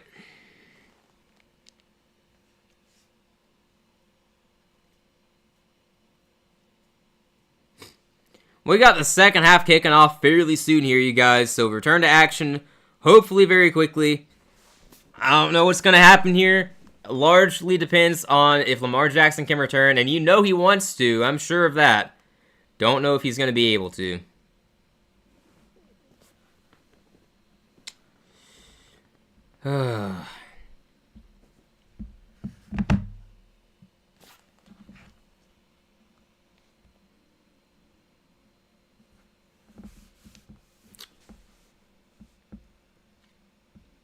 Alright, we got kickoff here. New England to start the second half with possession.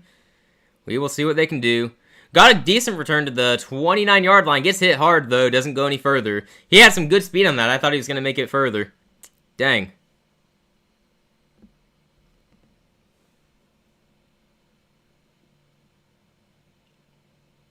Okay, so no update on Lamar from Coach Harbaugh. Unfortunate. Would have liked something of an update there, but alright. Alright. Unfortunate.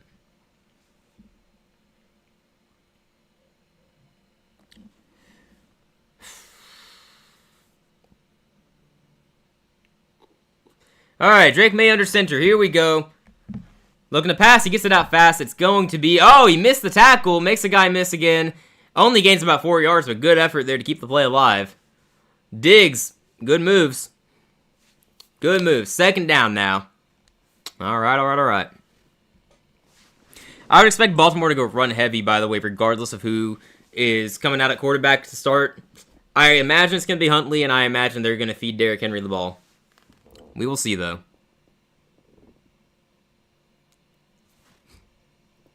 Second and 6. May dropping back to pass. He throws. It is... Oh, just falls flat. Not a lot of power on that throw. He had a guy open, but couldn't get it to him. That's a bit surprising. Bit surprising. Alrighty then. That's going to make it 3rd and 6. Patriots offense going 3 and out would be a big boost to the Baltimore.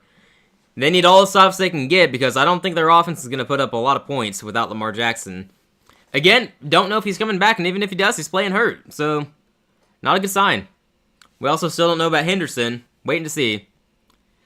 3rd and 6. May. Got to throw here. Good protection. He throws. It is incomplete. Pass is broken up. The Patriots open with the 3 and out to start the first half. Surprise, surprise.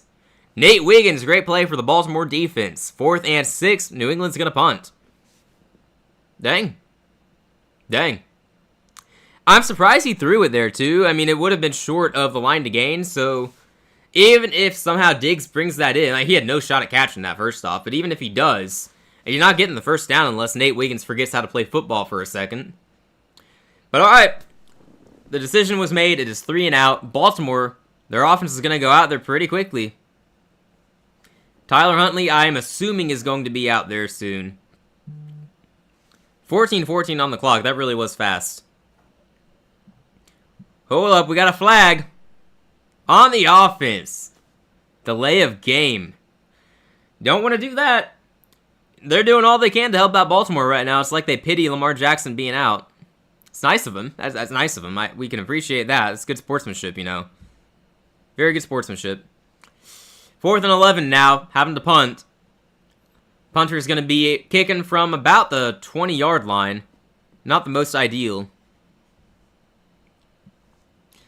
Alright, the punt is up and away. We'll see if they get a return here. Deep punt to the bounces to the 30, into the 20. He's going to pick it up, goes to the 30. 34-yard line is where he goes down. Pretty decent return there. Tyler Huntley in the offense, presumably. There he is. Tyler Huntley, the backup quarterback for Baltimore. Again, for those unaware, Lamar Jackson is questionable to return with a back injury. Tyler Huntley, I mean, he has shown he is capable of leading this offense before. He has game experience this season as well. He does fit what they do on offense fairly well. It's still a wonder they ever had Cooper Rush playing for them this season. He can get the job done out there. We will see. Alright, I would feed the run game, though. Give it to Derrick Henry right now. Under center, he takes a snap, gives it to Henry. He's going to go forward for about 5 or 6 yards, so good start to the drive. Hey, if they can keep doing that, they got a shot here. You have to control the game. You have to pound the rock, keep it on the ground, keep it moving. Baltimore is fully capable of doing that.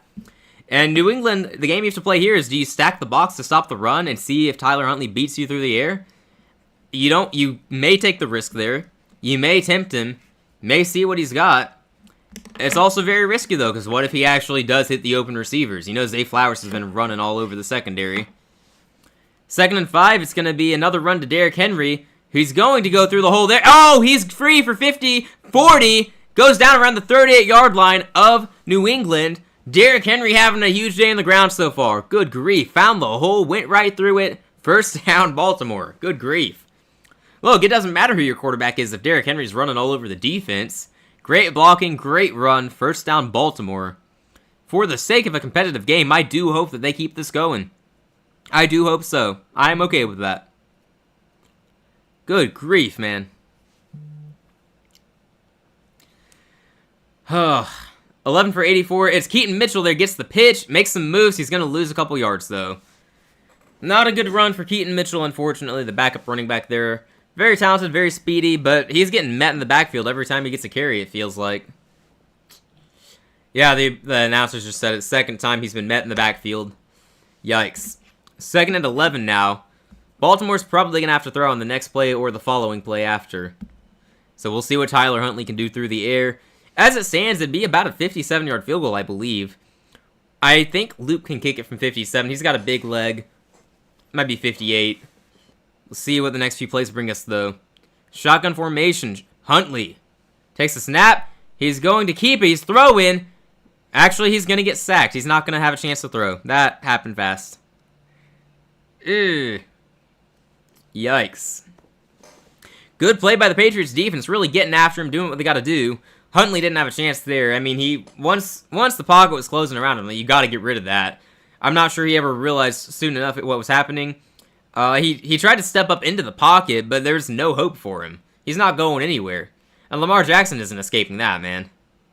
So it's going to be third and very long after that. Okay. Here we go, 3rd and 18.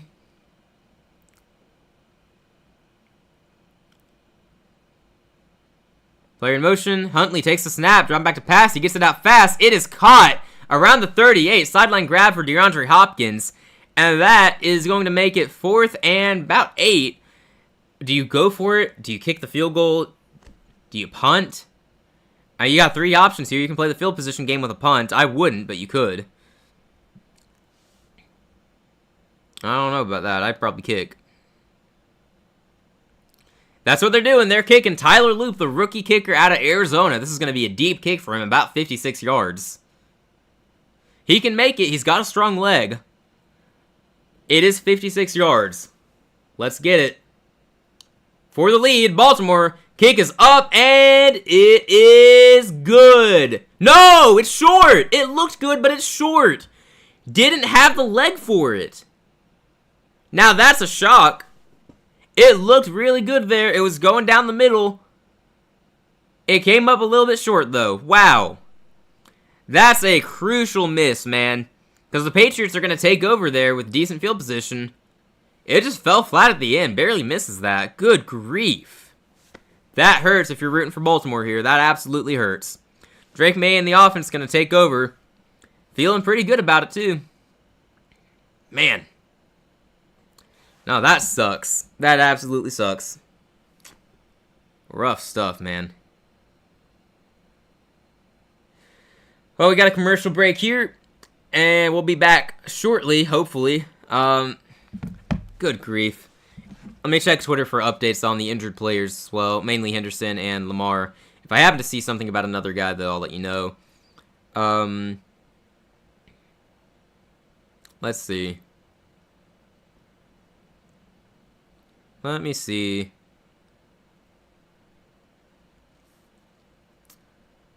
Okay, Henderson is out due to a head injury per Adam Schefter. I assume that just means concussion. Nothing on Lamar, it looks like. Still questionable. Not ruled out yet. We probably don't have to wait too much longer to find out, though. I would imagine. Let's see, though. Just in case there's something. That sucks for Henderson, man. That's tough. That's super tough. I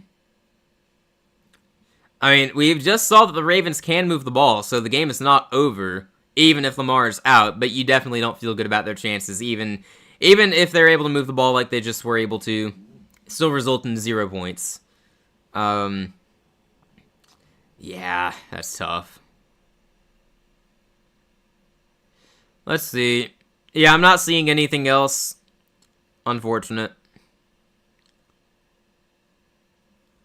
Man, what a tough season for the Ravens with all the injuries. Like, they fought back from the early season injuries, and they made themselves competitive. They had a chance to go to the playoffs if they had gotten some more wins, but just couldn't ever get it together. Couldn't ever get it together. It's tough for them. Still questionable to return. Let you know if I hear anything, though.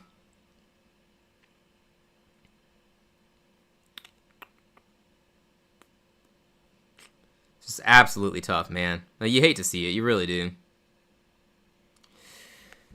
Alright, Drake May in the offense, taking the field shortly. See what they got.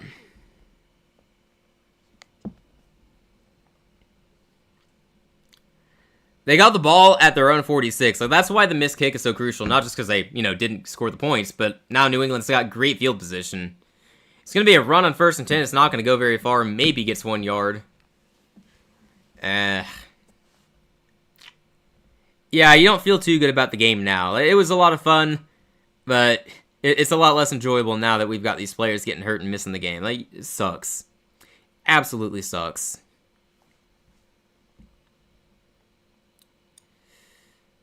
Second and 9 coming up. Let's see what we get. May under center. Player in motion. Takes a snap. Fakes the handoff. Looking to throw. Pressure coming. Dumps it off to the running back, though, so he's good. Running back makes a move. He's going to get the first down. He's still going across the 35, down around the 30-yard line of Baltimore. Great play by the running back there. He takes the check down and keeps it going. Ramondre Stevenson, man. There you go. Good grief. All right. All right. Stevenson's a playmaker sometimes. He has some fumble issues, or had some fumble issues earlier in the year. But often enough, he's been able to make plays for this offense, and that's why he's still out there. That's why he's still getting carries and touches. That's why they play him and Henderson. It's confusing at times when Henderson plays so well a lot of the time, but still, there is some reason for the things they do. May dropping back to pass all day. He's running out of the pocket now, looking to throw in the run. He might just run it himself, and he does. Goes out of bounds around the 24, 23-yard line. Okay. All right.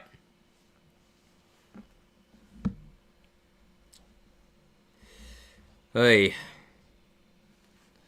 Yeah, they're talking about the injuries for the Patriots now. Henderson is out. Joshua Farmer, defensive lineman, is out.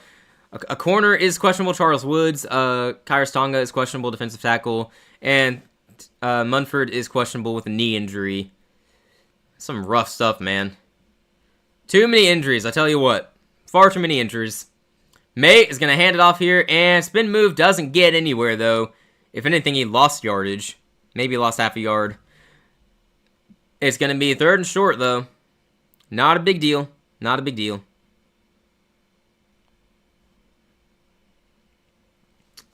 Alrighty. 3rd and 2 coming up. You would think they'll hand it off again. Might be go play action again, though. They've done that a couple times when we've said they should run it. They've gone play action. Could see that again. Here we go.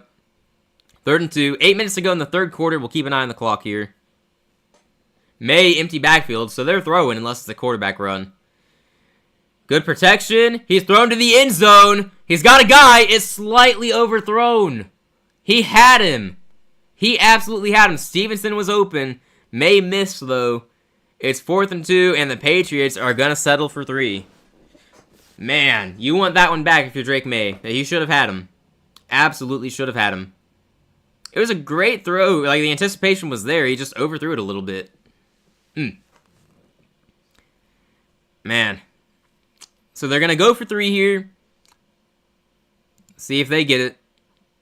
It's a 41-yarder. Should be able to make it. The kick is up, and it looks like it's going to go through the middle. Kick is good. Patriots take the lead back 13-10. Man. All right.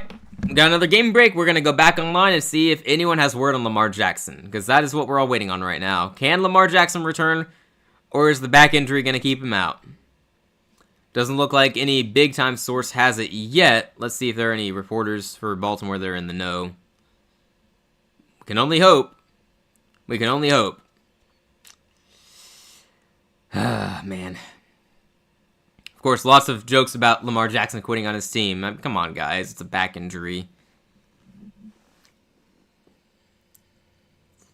I don't know about him quitting on his team. I don't know about people saying that. I'm not about to say that. Okay, there's someone who says they're at the Ravens game and Lamar Jackson is running down the sidelines. Yeah, I think that's probably just someone engagement farming.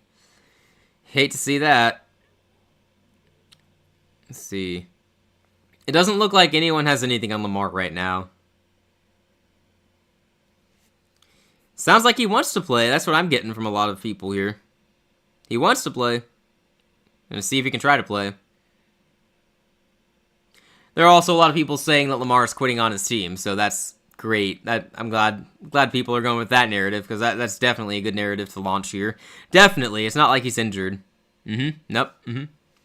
Good grief. Hopefully he can return. Hopefully they can make it a game. They're only down 3. It's still close. It is anyone's game here. But you have to feel a lot better about their chances if Lamar is back. We'll see. We'll see.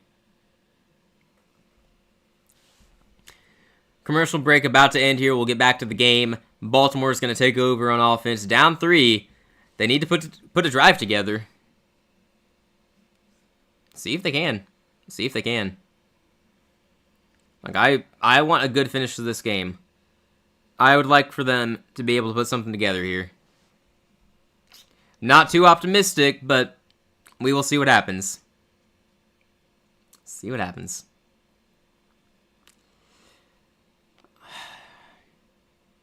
Still looking to see if we get any information on Lamar.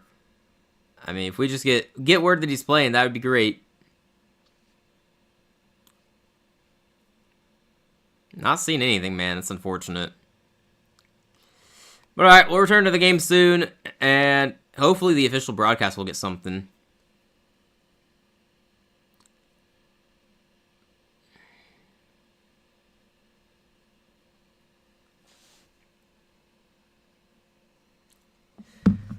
Alright, we got kickoff here. New England going to give it to Baltimore here. Baltimore, they got to do something. It's a 3-point game, and the Patriots offense has been able to move downfield.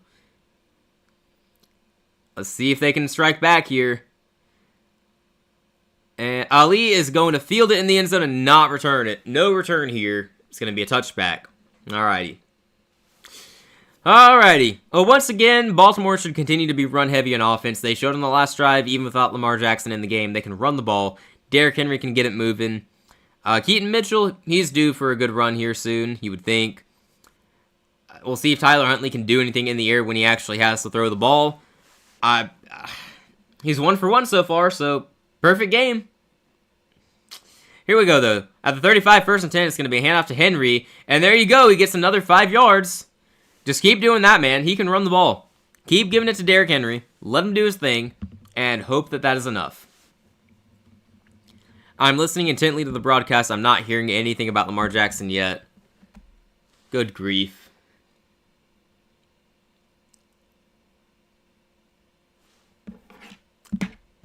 Alright, 2nd and 5, I'd probably hand it off again. We'll see if they agree or not.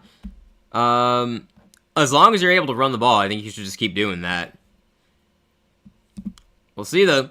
Under center, Huntley.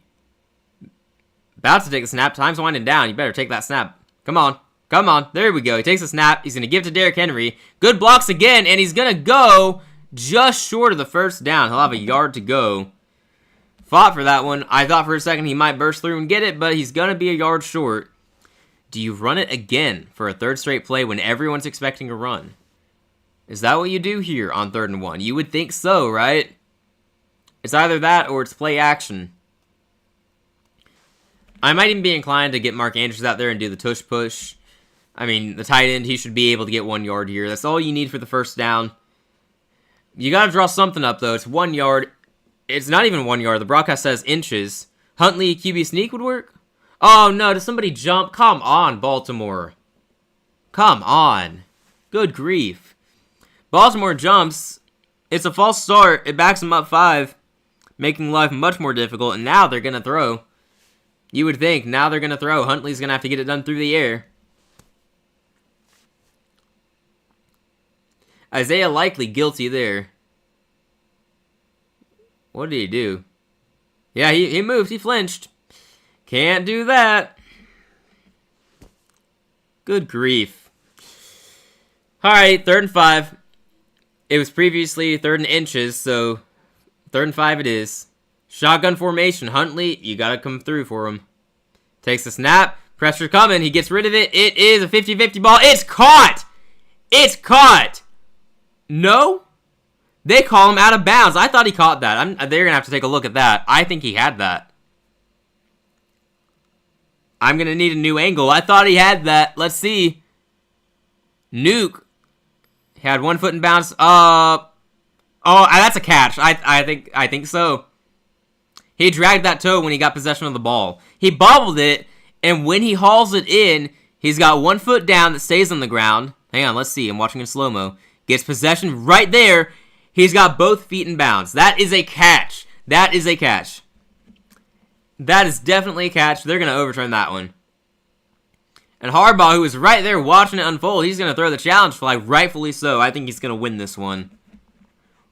Great play by DeAndre Hopkins. I mean, that's what you expect from him. He got control. He had 1 foot on the ground the whole time, and then the other, he dragged it at the end. Great catch by DeAndre Hopkins. That's going to be a Ravens 1st down. Assuming the refs do give him the 1st down call, They should. That was a first down. I'm fairly confident in that. But we'll see, though. The refs do make some questionable calls from time to time. We will see. We got a commercial break because, of course, we do. I feel like we're getting a ton of commercials tonight. Is that just me? It might just be me.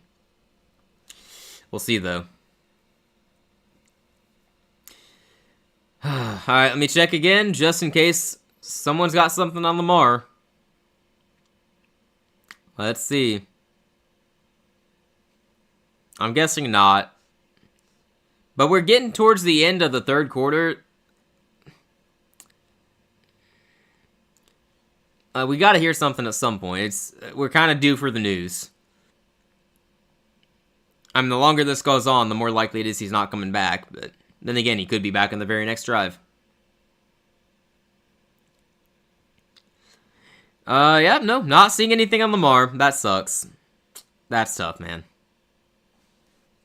Just gonna keep hoping he comes back. We'll see. We'll see. Still got a commercial break here. They're still trying to figure out if that was a catch or not. I'm telling you, that is an absolute catch. No doubt about it. I don't see them refusing to overturn it. That's definitely a catch. So I don't think it should be something that takes too long. I think we'll be back to the game pretty quickly, but we'll see. We've seen crazier things from refs. All right. Yeah, I'm not getting anything on Lamar Jackson online here. Just nothing. Nothing. It's unfortunate. Commercial break nearing its end, though, which means they probably do have an answer here in the game. I just haven't seen it yet. It's usually how that goes because, they review it consistently, frequently, and we don't see what goes on there. Oh, they're making the call now. Here we go. There we go. They make the right call. It's a completed catch, just like we said. There we go. Heck of a catch by DeAndre Hopkins there, really. Really, he had a bad drop earlier. It's good to see him have a good play there. Sorry to leave you by yourself for a while, still driving around to do some errands. No, you're good. You're good. There we go. Glad you're getting to do some errands and make some money, man. That's certainly good. Hey, look, I've had a lot of practice doing this by myself. It's tiring, but I am up for it. I start up every stream knowing that's a possibility, so don't worry about it. We're good here. Appreciate ya. Go make that money, man. Hopkins up to 33 yards in this game, by the way. That's about 20 more yards than I expected from him. Good for him. Huntley in the offense moving. Huntley's still out there. Hearing nothing about Lamar. Ball at the 44 right now. Huntley looking to throw again. Gets it out fast. It's going to be caught by Flowers. Hard to go down. Gains about 8 yards. And it's a face mask penalty, I believe. I think he grabbed his face mask there, and they threw the flag. We'll see if they get that call. Pretty sure it's a face mask. The announcers just said it, too. Glad I'm not the only one who saw that. They do call face mask. Good grief. Patriots defense, gotta step up, man. These penalties are not it. Oh, I get it. Zay Flowers is really hard to bring down, but don't resort to grabbing his face mask. Ugh. I'm sure it wasn't intentional or anything, but that's tough. That's tough. Alright, then. Alrighty. That is the third penalty of the day for New England. 13-10 remains the score, but Baltimore threatening to tie it up or take the lead. Derrick Henry with a run here. Has a little bit of room. Gains about 4 yards. Defense was fast enough to get to him that time. If not for that one guy there making the tackle, Henry's gone for a first down and perhaps more. Good play by the defense. Prime Derrick Henry probably stiff arms that guy into oblivion, though. Sends him flying, gets memed. But this isn't prime Derrick Henry anymore. Just enjoy watching him while we can, you guys. Good ball security by Henry, by the way. We've seen him lose some fumbles this year. Defender looked like he wanted to punch that out. It's going to be another run here. Zay Flowers ends up with the ball. He's got some blocks. It's a first down. Zay Flowers is gone. Baltimore in the end zone. That is a touchdown. The Ravens take the lead despite Lamar Jackson not being in the game. Tyler Huntley leads the team downfield for the score. Baltimore not going away. They're fighting. They're resilient. The Ravens make it a game. 16-13 New England. What are you going to do? Oh boy. What a play. Fake the handoff to one guy, fake the handoff to Henry, give it to Flowers, get a lot of blocks. That was a great play all around. Fantastic execution by Baltimore there. PAT going up here real soon for Tyler Loop. Ball is about to be snapped. The kick is up, and oh, it's good. Looked like it might go right for a moment, but it is good. 17-13, Baltimore with the lead. Heck of a game here. Still no word on Lamar Jackson. Still don't know if he's coming back. But we've seen in the third quarter, this Ravens offense can still move the ball on the ground. This is a run-heavy team, and they are executing. They are doing a fantastic job here, moving the ball. I'm still going to go back and see if Lamar Jackson, I'm just looking online, see if anyone's got anything on him. We'll see. Do have a flag on the play here. We'll see what it is. Leverage. Okay, they call leverage, and it's going to be added onto the kickoff, so not going to go for 2 or anything, which was an option if you accept the penalty. But no, it's going to go on the kickoff, and it'll be 17-13 when we return to the game. Baltimore's going to kick off, and Drake May and the Patriots have to answer. They're trailing a team without their starting quarterback. This has been some game. Really hard to predict what's going to happen next. It's been a lot of fun. More turnovers than we expected. More injuries than we expected. Travion Henderson out for the Patriots. We'll see how that impacts them. Because he's someone who usually gets 3 to 4 catches a game. Or lately he has been. He's not going to be able to have an impact here. Ramondre Stevenson out there, he has an impact on the offense. Stephon Diggs having a big day. You still expect Douglas out there to make a play at some point. Got Hunter Henry going off, doing what he can do. They got guys out there. New England can move the ball. They got to get together, though. If they go 3 and out, or they don't score in this drive, and Baltimore gets the ball back, and they kill more time on the clock, Baltimore is fully capable of winning this game. No doubt about it. No doubt about it. And no word on Lamar Jackson yet. I'm checking. I'm looking. I see nothing. Absolutely nothing. You'd think we'd hear something soon. Alrighty. We got nothing. Again, hopefully he returns, but it is nice to see the Ravens are not going down without a fight, even without Lamar Jackson.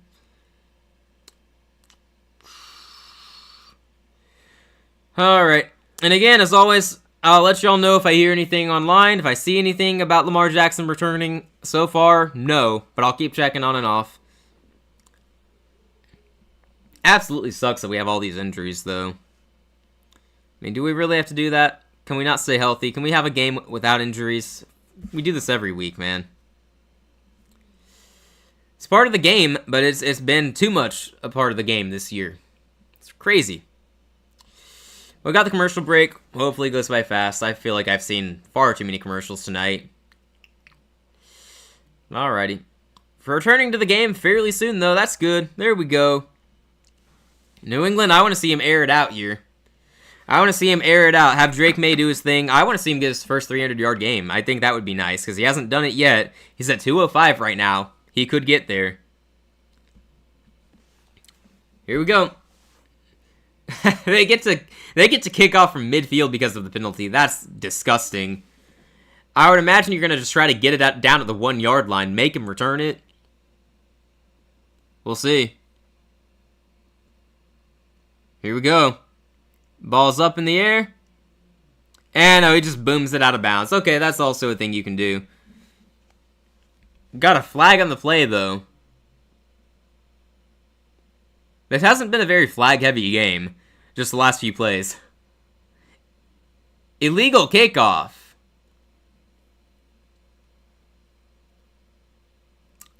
Oh, is that like you do that on purpose because their field position can't be that good because it's from the 50? Ah. I think that's what they just did. I think that may have been on purpose. Okay, alright. I like it. Good call if that's what you were going for. Very interesting. Very interesting. Alright. Good stuff. Ball at the 25 for New England. Drake May under center. Can take the snap. He's going to give it. No, he lost the ball. He fumbled it. A mishap on the handoff. Looked like he was giving it to Ramondre. And it looked like he was trying to pull it out and keep it himself. But he drops the ball. He keeps it, though. New England maintains possession. Let's see the replay there. What happened? No, he was going for the handoff. He just lost the ball. It slipped out of May's hand. Goes down around the 17-yard line. 8-yard loss on the play. My goodness.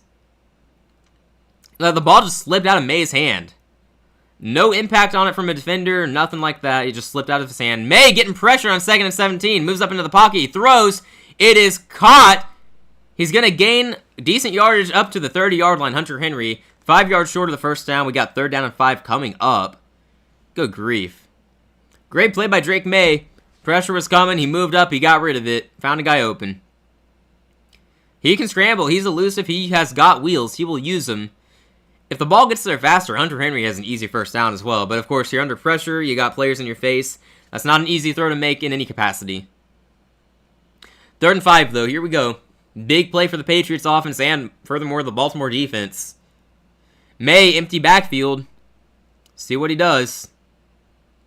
Ball snap. Rush is coming. Oh, he might get sacked. He avoids it. He's going to throw. It is caught for the first down. Hold up. We got a flag. We got a flag. Tayshaun Boutte with the catch and first down. But they're going to call offensive PI. Ooh.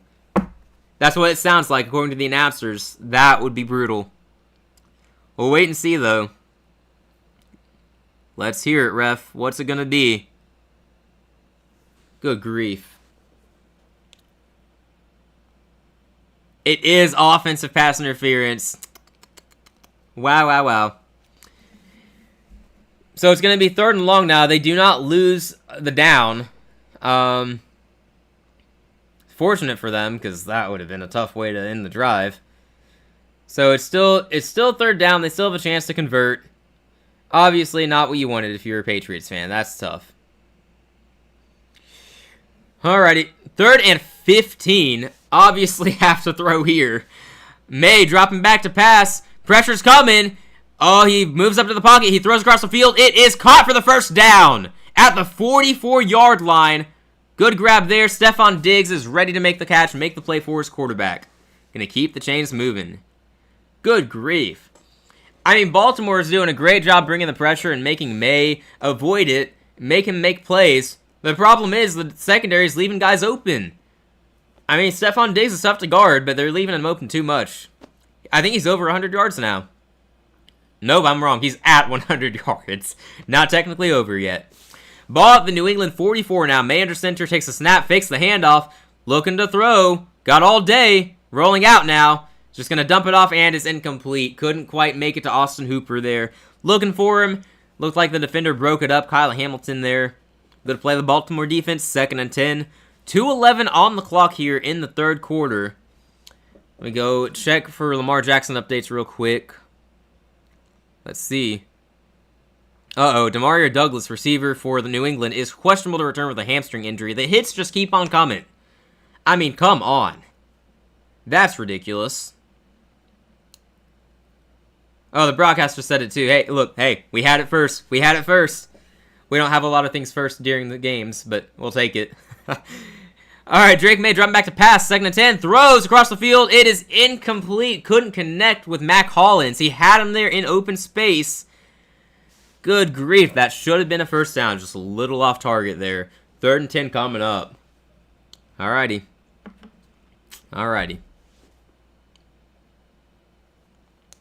See what happens next. I mean, that looked like a good play. Just couldn't connect there. Had a little bit of space, but maybe it wasn't that easy of a throw. Okay. May dropping back to pass on 3rd and 10. Dropping back a lot. Pressure coming. Gets rid of it before getting sacked. But it's a throwaway. The Patriots are going to have to punt, and May is on the turf. On the ground. I don't know if it's turf. Slow to get up. Please be okay, May. He's up now. He's up. Limping off the field a little bit. Now he's jogging off. Okay, we're good.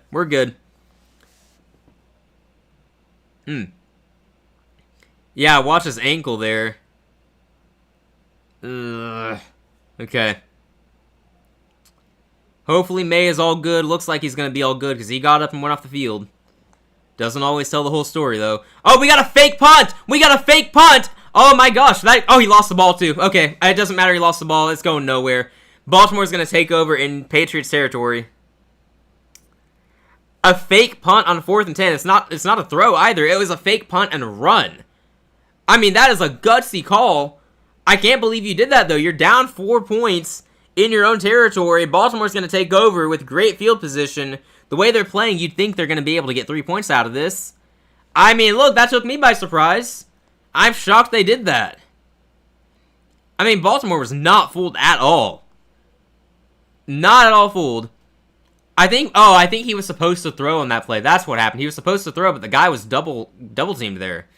Double coverage. He had to try running for it, and there's no one there. No, just a terribly executed fake punt. Didn't have a shot at it. Man, that's rough. I'm stunned that they went for that. I don't think I would have done that. Obviously, we have the ability to look at that and see that it failed and go, yeah, of course you shouldn't have done that. Most people, if they had succeeded, would have said, yeah, that was a great call, because that's how that tends to work, right? But, yikes, man, that's rough. Baltimore at the New England 44 now, and immediately a false start. Okay. This is some game. This is some game. It's a false start. Well, it's going to move him back to the 49-yard line now. I cannot believe they went for that fake punt. That is absolutely wild. Yeah, everyone else seems to be like, oh, why would you do that? I can't believe you did that. What was that call? I mean, everyone seems right. I'm... Again, if it worked, if Vrabel looks like a genius for calling it, but... Yeah, that's rough. I'm stunned by that. No word on the injured players right now. Still looking for Lamar. Still... Oh, nope, there it is. Lamar's out. And Huntley completes it to Flowers on 1st and 15. Right at the first down marker. They might give that to him. Lamar is ruled out for the game, though. It's Huntley the rest of the way. Gosh, that sucks. Huntley's playing really well right now, though. So, Ravens fans, you're feeling good. Your defense is playing well right now. Your offense is moving the ball. You're not out of it. Huntley can lead this team. The run game is working. Man, Lamar Jackson being ruled out sucks, though. That, 2nd and 1 here. They did not give him the first down. It's very close. And somebody jumped there. I think that was probably Baltimore. Another false start. They've done that a lot tonight. They have got to clean up these issues with the false starts. It's happening far too often. My goodness. I mean, that's the 2nd time this drive. 2nd time in the last 3 plays, I guess. Alright. 5 total penalties for 18 yards. How do you get 5 for 18? That's very weird. Huntley's going to hand this one off to Keaton Mitchell. He's got a little bit of room on 2nd and 5. I don't think he got it. He's going to be just short. Went out of bounds near the line to gain. They do rule him just short, though.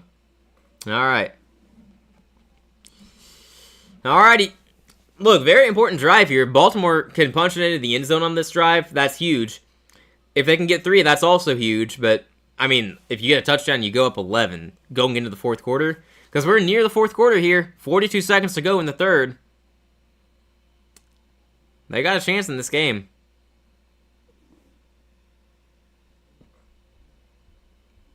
Oh, man. Is another guy down?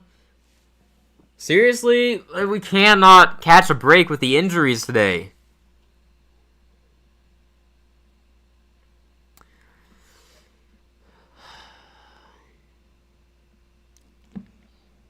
It's ridiculous.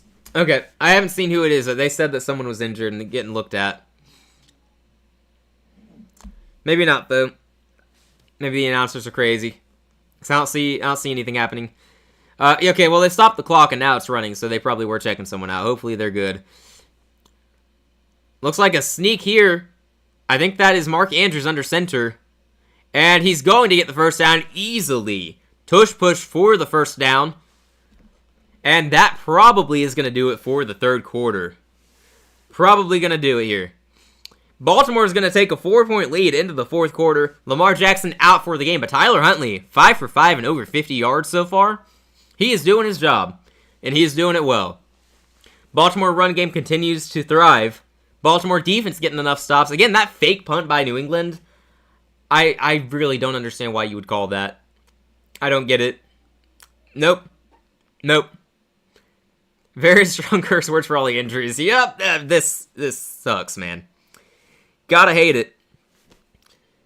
I mean, if you're a Steelers fan, you're looking at this pretty happy, but then again, you need Baltimore to lose, so a little less happy for that reason. Yep. No, but the defense for Baltimore is playing really well tonight. The run game's been thriving all night. New England is just having a really hard time stopping Derrick Henry, and Keaton Mitchell's gotten a couple of nice runs. Man. Zay Flowers, they are just unable to guard Zay Flowers, man. Oh, man. I don't know what's going to happen here. I don't know who's going to pull out with the win. You would think, logically, it'd be New England facing the backup quarterback. They'd get the win. Nothing's guaranteed this season, though. The clear favorite losing to the 7-7 Ravens with their backup quarterback, that would happen, wouldn't it? I mean, that's pretty standard stuff for the way the season's been going. That would happen. Again, though, because we've said this a few times, they can afford to lose this game in terms of the AFC East. It'll probably change their seeding, because I think the Jags now have a chance to win out and pass them. I'll have to check that out later, see what the tiebreaks look like, but New England still has the tiebreak over Buffalo because of the better divisional record. So even if Buffalo and New England both win out after tonight and have the same record, it's New England's division. They would have to lose to either the Jets or the Dolphins so that their divisional record is no longer better. So in that regard, they can afford this loss. It is not that big of a deal for the Patriots. The only thing it really affects is their chances at the 1 seed. Broncos fans should be happy, or I guess Jags fans. If the Broncos lose once more and the Jags win out, they get the 1 seed. If New England also loses tonight, I think that needs to happen. So, good grief. Good grief, I say. The AFC, we've said it all year. You can't trust anyone. It's total chaos. If you make the playoffs there, it feels like you have a chance. I mean, at this point, can we have a serious discussion about the Jags being the best team in that conference? Is that where we're at? If the Patriots lose tonight, I mean, the Jags showed they're better than Denver tonight, or today.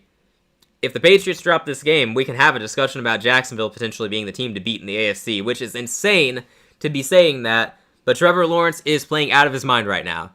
And as long as that keeps up, they are the team to beat. That's what it seems like, at least. I don't trust them. At some point, Trevor is going to throw a couple of picks in a playoff game and lose. But right now, he is balling out. Man. I don't know what to do with the AFC. And then in the NFC, we're going to have either Seattle or LA be the 5 seed most likely and going on the road and still be one of the favorites to win the whole thing.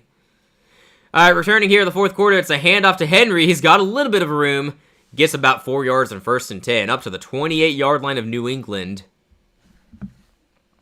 Alright.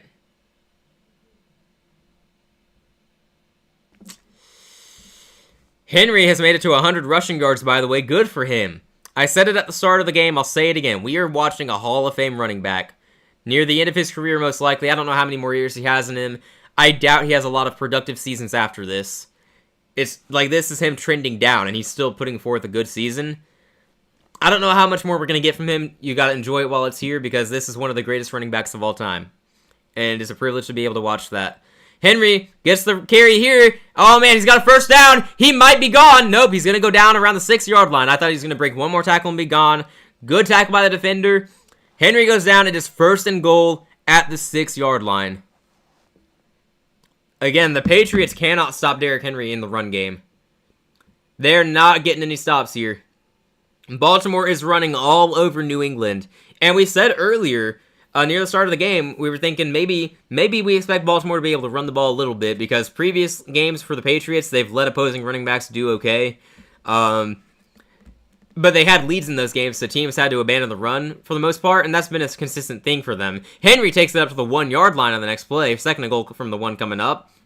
But I think New England's run defense is not foolproof, and I think they're still missing Milton Williams on the defensive line, so you can run the ball on them. Right now, at least, you can. Ravens are doing a really good job of it. Running all over them. Like, it does not matter who's at quarterback for them. All they have to do is hand it off, and that's been good enough. Huntley has made plays through the air when he needed to, but it's the run game of Baltimore really doing the work here. 2nd and goal, they marked him down at the 2. A little surprising. We'll see if they opt to throw here. I would imagine you want to hand it off again until they force you to throw. Derrick Henry is going to take it into the end zone. Baltimore, touchdown Derrick Henry to take the lead up to double digits. It is now 23-13, PAT pending. Baltimore looking really good right now. New England's going to have to make a double-digit comeback in the fourth quarter. For whatever it's worth, Drake May has not been able to win a whole lot this year when trailing in the fourth quarter. They haven't had a lot of chances to do that, but still, I think he's 1-2 this year when trailing in the fourth. If I'm not mistaken, I think that's the stat. Might be 1-3. Be interesting to see if he can come back and lead his team to victory here. Again, the fake punt by Mike Vrabel. The call to do that is gutsy as heck, but I don't know why. I don't know why you chose to do that. Baltimore takes full advantage and now leads 24-13. Ravens are looking real good. Run out the clock, man. You're running the ball well. Keep running the ball well. Man, what a game. I mean, if you told me pre-game that Baltimore was going to lose Lamar Jackson at halftime and they were still going to have a double-digit lead in the fourth quarter, I would have thought you were crazy. No way. No shot. Absolutely not. And yet, here we are. Here we are. Completely shocking. Oh, man. Unbelievable. I don't know what's going to happen. I don't know if Baltimore's going to hold on for the win. We will see. It'd be huge for them and their playoff chances. Baltimore just needs to stay within one game of Pittsburgh so that the Week 18 matchup between the two teams will matter for the division. If it comes down to Week 18 and they're within a game of Pittsburgh, that game is for the division. So Baltimore needs the win tonight because Pittsburgh gets to play Cleveland next week, which Cleveland could beat them. It would not surprise me whatsoever, and it would be a very Steelers loss. They like to have big wins every now and then for no reason, and then follow up with a letdown loss. And they're due for a letdown loss. Not predicting it right now, but it's possible. Wouldn't surprise me. There's a chance that Pittsburgh wins next week and Baltimore has to upset Green Bay. If that happens, then we can talk about Green Bay potentially falling off. I don't think that'll happen, but if Baltimore can beat New England, they can certainly beat Green Bay. And they're playing really well. Playing really well right now. Good for them. Good for them. Let's see. Patriots lost their corner, Charles Woods, for the game. He's been downgraded to out. Tonga has also been downgraded to out. The defensive lineman. So most of the players who have been ruled questionable earlier have now been ruled out for New England. Non-stop injuries, it feels like. No word on Demario Douglas yet. I'm guessing he's not coming back, but you never know. We'll wait and see. It's a ridiculous amount of injuries, man. We need a real solution to it. I don't know what it is. Better strength and conditioning, I guess? I mean, obviously, the changes to the game, the rules they've impacted there to protect players, they're not working very well. We're having more injuries than normal, it feels like. I'll have to fact check that later. I'll be interested to see the statistics out there, but it sure feels like the injuries are nonstop. Alright, return to the game soon. Commercials are over, thank goodness. See what happens next. So New England's going to take the field on offense. You'd think they have to score on this drive. You'd think they've got to score. And you know this offense can move the ball. They've had success for the most part tonight. Just a few too many mistakes costing them here. But they got 12:50 on the clock. Both teams have all 3 timeouts. You would think ideally they need a touchdown here to stay in the game. We'll see if they can get it. See if they return it here or not. Loop is about to kick off. He booms it. Let's see it. And he's going to receive it at the 4-yard line. Run it out to the 15, 20, 25. Gets hit around the 27 and goes out. That's going to be it on the return. New England gets the ball at their own 27-yard line. Long ways to go. A long ways to go. My guess is they're going to score in this drive. For what it's worth, it is a 2-possession game. They could go for a field goal in this drive, and it's only an 8-point deficit. Not the end of the world if they don't get a touchdown, as long as they also get a field goal. I say that they need to score here, not because there's not enough time left, but if they don't score here and they give Baltimore the ball back, they're going to keep running the ball. They're going to kill more time. And then you absolutely have to score in the next 2 possessions. To feel good here, you need to score. May gets the ball out, gets about 5 yards there. Hunter Henry, 5-yard reception. Henry's been a frequent target tonight. Not a big surprise there. But he's having a good night. Let's open up the stats here. Let's see if we've got anything interesting. We're keeping an eye on May's passing yards total because we were thinking maybe he gets his first 300-yard passing game. He's up to 247. Okay, we're going to watch these stats closely. Drake May might get to his first 300-yard passing game tonight. It would stink if it's in a loss, though, and it might be. May, shotgun formation, takes the snap. He's going to fake the handoff, looking to throw. Pressure coming. He might be going down. He gets rid of it. It's caught for the first down. 6-yard gain. Hunter Henry back-to-back plays coming through for his quarterback. May, good job getting rid of that. Nearly went down. Good play by the defense. Nearly got to him. New England receiving stats. Apparently they adjusted Stephon Diggs. He's up to 99 yards. Previously said 100. It's 99 now. Matt Collins hasn't done anything since the first quarter. Has 38 yards. Hunter Henry 6 for 35 and the touchdown. Hooper 126. Ramondre 1 for 23. Boutte 1 for 16. Henderson 1 for 9. Douglas 1 for 6. I think he's probably out. May throws just in time. It is complete. That is Kyle Williams. Gains about 8 or 9 yards. Good catch there for the rookie out of Washington State. Second and short coming up. May's up to 261. Keeping an eye on that. Keeping a close eye on that. Again, the pressure's right there. They are doing a great job bringing pressure on Drake May. We were very critical of that in the first half where they weren't doing a great job for a lot of that. And now they're bringing it every play. Aren't getting the stops yet, though, so something's got to give. Got to get there faster. You got to drop someone back in coverage. Under center, Drake May to take the snap. He's looking to throw. Easy first down here before we run out of bounds. It's Mac Hollins. We just said he hadn't done a thing since the first quarter. There he is. Reemerges here in the fourth. First down, New England moves the ball forward. Baltimore stats. Lamar had 100 yards before leaving the game. Huntley's got 54. Derrick Henry 18 carries for 128 yards, 2 touchdowns. Just a prime game for him, man. Great day for Derrick Henry aside from that fumble. Zay Flowers has an 18-yard carry. Keaton Mitchell 7 for 9. Man, I was hyping him up. I'm disappointed that he's had a tough go at it tonight. Zay has 6 for 79. Hopkins has 3 for 33. Mark Andrews 1 for 18. Kohler 1 for 18. Here we go. Drake May. He's got time. He's running up, though. He's going to run. He slides. Gains about a yard. It'll be second and long coming up.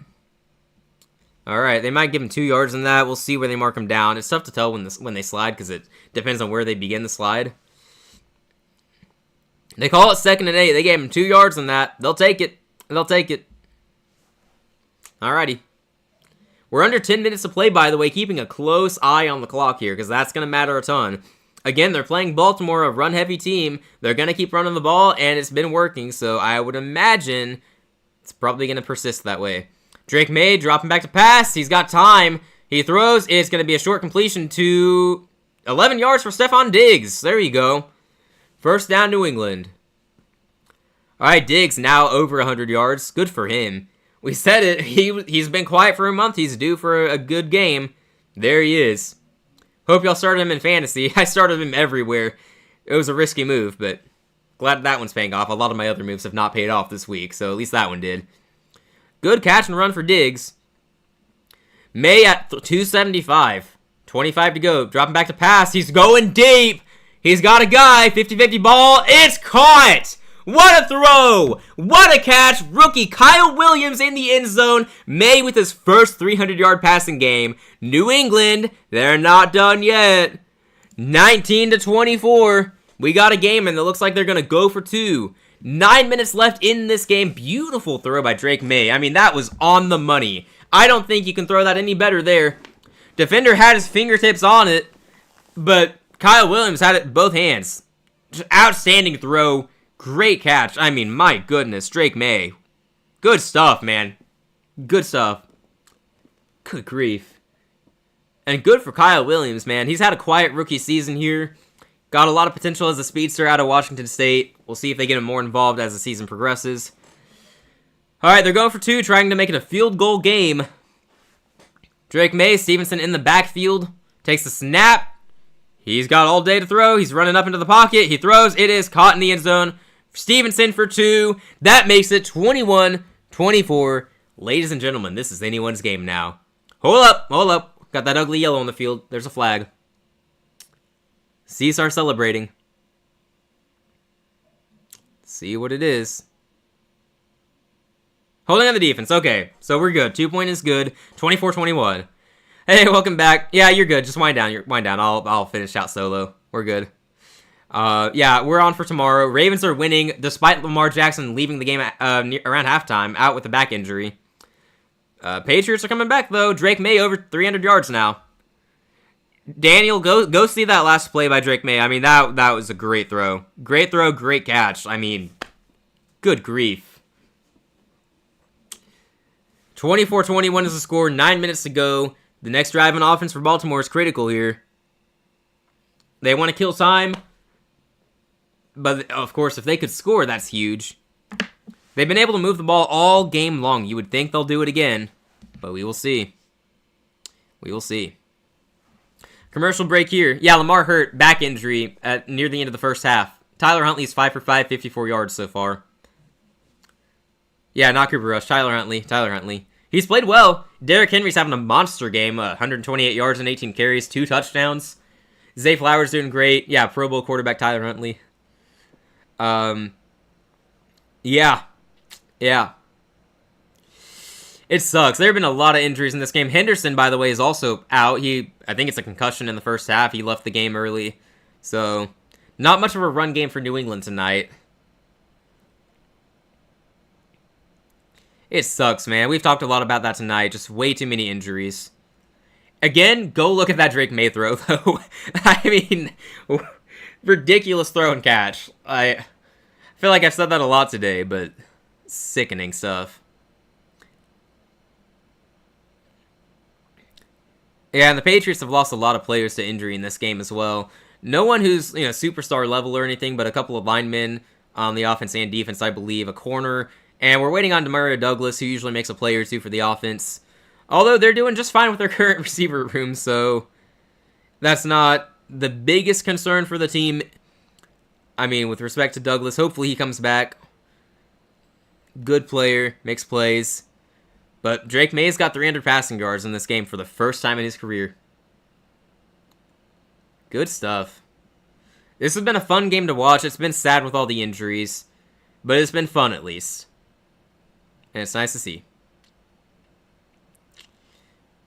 Let's see. Yeah, I'm not seeing anything else. So, alrighty. Ravens-Packers next Saturday. Interesting. That'll be a good one. Bears-49ers on Sunday. That'll also be a good one. We got some good games next week. Absolute good games next week. I'm looking forward to that. Alright. Gonna return to the game here shortly. New England about to kick off to Baltimore. See what the Ravens offense does. I imagine they're gonna keep sticking to the ground game because it's been working, and you want to kill more time. 9:01 on the clock. Ultimately, though, you want to try to put the game away here with the touchdown drive. They're going to return the kickoff here to the 20. 25 makes it to the 30 before going down. They might call him down. He's fighting for more yards. He's going to be down around the 31-yard line. Alrighty. Cool stuff.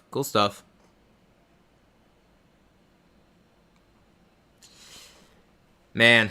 No, if New England loses this game, as we were talking about earlier, I don't know what happens with the seeding.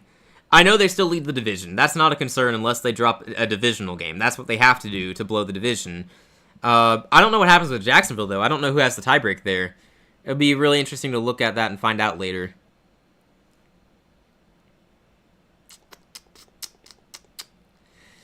Alright, here we go. Ball at the 31. Very important drive for Baltimore. Again, they need to win tonight because they have to stay close with Pittsburgh. If they lose this game, Pittsburgh wins the division by beating Cleveland next week. Huntley to throw in 1st and 10. Oh, not a very good throw. Didn't have the power on that. Fortunately, the defender wasn't there fast enough to pick it off. Gonzalez in coverage. I'm shocked that you're attempting fate there by throwing to the guy Gonzalez is guarding there. I mean, you got to get the ball out faster if you want a chance at that one. It'll be 2nd and 10, though. Doesn't cost you anything but a down. Looking for Bateman there. Great play by Gonzalez. Great pass breakup. Alright. 2nd and 10, here we go. I don't like throwing on 1st and 10, though. I don't like that decision. Because I don't know if you're running it here. And immediately hands it off to Keaton Mitchell. He has got a little bit of room. Can't break the second tackle. No, he does. He ends up getting about 4 yards out of that. So we're looking at 3rd and 6. Keaton Mitchell, man. He hasn't had that great of a night tonight. Not very efficient. There are numerous plays where he's just met in the backfield. Nothing he can do about it. But he's got speed. He's got a lot of talent. Every now and then he goes off for a big run. See if he can pop one off here. It's 3rd and 6. I assume they're throwing. Remains to be seen. Big 3rd down here. We're down to 8:15 and counting down on the clock. Watching the time closely. New England trails. They need to get the ball back. They need to score. Shotgun formation for Huntley and the Ravens. Flowers in motion. Huntley takes a snap. He throws. It is caught for the first down. That is, I believe, DeAndre Hopkins. His 4th catch of the night. What a catch there, man. Good grief. He got that out fast and Hopkins was there. 1st and 10 Baltimore. Killing time, moving the chains. Okay. All right, Baltimore, I see you. I see you. Must-win spot for you guys, basically. And you are delivering so far. Backup quarterback and all. Man. No, great throw by Huntley. Great catch by Hopkins. There we go. All right. Ball up to their own 43. Shotgun formation. Huntley. Joining the backfield by Derrick Henry, I believe. Flowers in motion.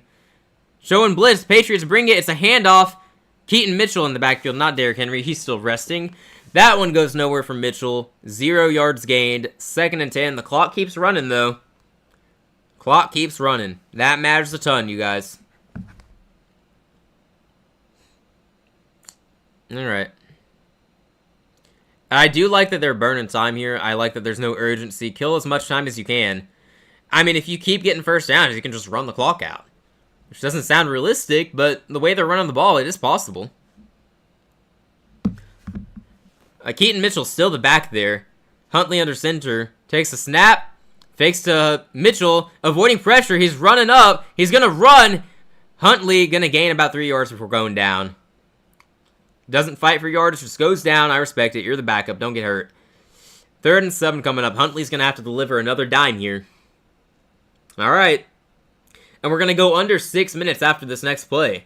So New England, they're not going to have a ton of time to work with if Baltimore gets another first down. But if they get a stop here, they get about 5 to 6 minutes to work with. That is plenty of time. That's why the clock matters so much, and this is a huge play. Absolutely critical play here. Ball at the 46, shotgun formation. Mitchell still the back out there. I'm not sure why you don't have Derrick Henry out on this play. Huntley gets it out fast on the blitz. It's complete, but it's well short of the first down. Up to the 48 or 49-yard line of Baltimore. I mean, Huntley, nothing more you can do there. You just have to get rid of it when you got the blitz coming. Offense currently out on the field. I imagine they're just trying to get him to jump off sides because that would grant them a first down with a 5-yard penalty. It's 4th and 4. Cannot imagine you actually go for it here in your own territory. Cannot imagine they actually do it. I think they're just trying to get him to jump. We'll see, though. 10 seconds on the play clock. We'll find out within 10 seconds if they go for it or not. Yeah, they're not snapping this. They're not snapping this. Nope. Oh my gosh, did they jump? Oh my gosh. Hold up, somebody jumped. I don't know if it was offense or defense. Hold up, wait a minute. Something ain't right. Somebody jumped. We'll see what they call. Ravens think it's neutral zone. Patriots are trying to say it's false start. And they call false start. Oh, you try to get him to jump, and you get yourselves to jump. Mark Andrews guilty of the false start, apparently. That backs them up 5. It's 4th and 9. They are going to punt. Okay, well, they called it on Mark Andrews, who started pointing at the defender as if he moved, but he didn't. So Mark Andrews moving was the false start. Mark Andrews jumping up and pointing at the defender is what they called the false start for. Which, hey, if you're going to punt anyway and you don't care about the 5-yard penalty, maybe that makes sense. You may as well try to fool people into thinking the defender jumped, but the defender did not line up incorrectly or jump or anything. So, nice try. Okay, then. 5:12 on the clock. All 3 timeouts for New England to work with. Baltimore looking to boom this punt, give him bad field position. We will see. Here we go. Coming down to the wire, man. It's all we could ask for this game. Here we go. Stout with the punt. It's up and away. It's going to go down. Lands in the 14. It's going to bounce around. It keeps rolling to the 11-yard line. Heck of a punt there for Baltimore. New England takes over at their 11. They only need 3 points to tie it up. Bare minimum. They got to get 3 here. You know they want a touchdown, though. You know they want that touchdown. They want to win this game here. Oh, man. And for New England, it's also, you have a chance to win out and potentially get the 1 seed. Denver still controls their own destiny. I believe if they win out, they get it. They have the tiebreak over New England, but Denver still has to play the Chargers in a couple of weeks. They have what is now a free win over the Chiefs next week. You would think.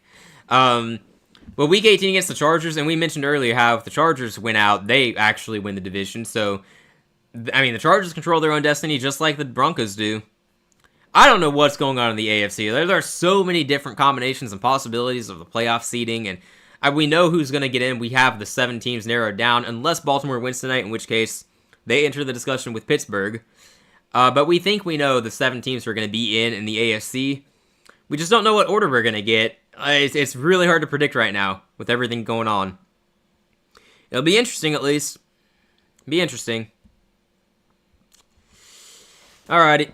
Got a commercial break here. Again, 5:12 on the clock for the Patriots. When we return, all 3 timeouts in their pocket.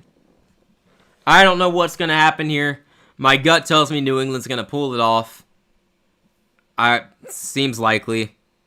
Generally speaking, the team with the backup quarterback taking over doesn't pull out the victory, but it'd be quite the story if they did. Tyler Huntley and the Ravens knocking off one of the top teams in the league. That's quite the story. It'd be pretty cool. We will see if they can hold on for dear life here. Still have the commercial break. Again, as I've said numerous times, I feel like we've just had so many commercials tonight. I don't know if it's just me, but that's how I feel. Man.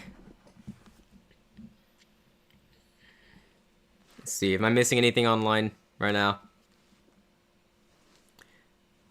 Alright, home and got some food in me. Nice. Glad you made it home and got some food in you.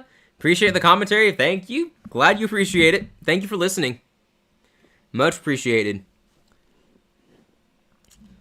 They're talking about what's at stake right now. The Patriots clinch a playoff berth with a win or tie. I didn't realize that was up for grabs. Honestly, I would have assumed they already had a playoff berth clinched, but I guess not. Somehow, I guess there's a way for them to lose out and not make the playoffs. That's kind of wild, given the state of the AFC beyond the 7th seed right now. And, of course, we've covered what's at stake for Baltimore pretty extensively so far. Here we go, 24-21, Patriots ball, trailing by 3, 5:02 left, all 3 timeouts from their 11-yard line. Drake May, what have you got? We saw Stafford go for over 400 yards. Drake May, if he leads the comeback here, will be near 400 yards. May, airing it across the field, it is caught! It is caught at the 32-yard line. My goodness, Mac Hollins having a huge impact on this game overall. He disappeared for the 2nd and 3rd quarter, but 1st and 4th quarter, those matter a ton, and he has impacted the game there. Great throw by Drake May. Great catch by Hollins. Just open there. Man. Yeah.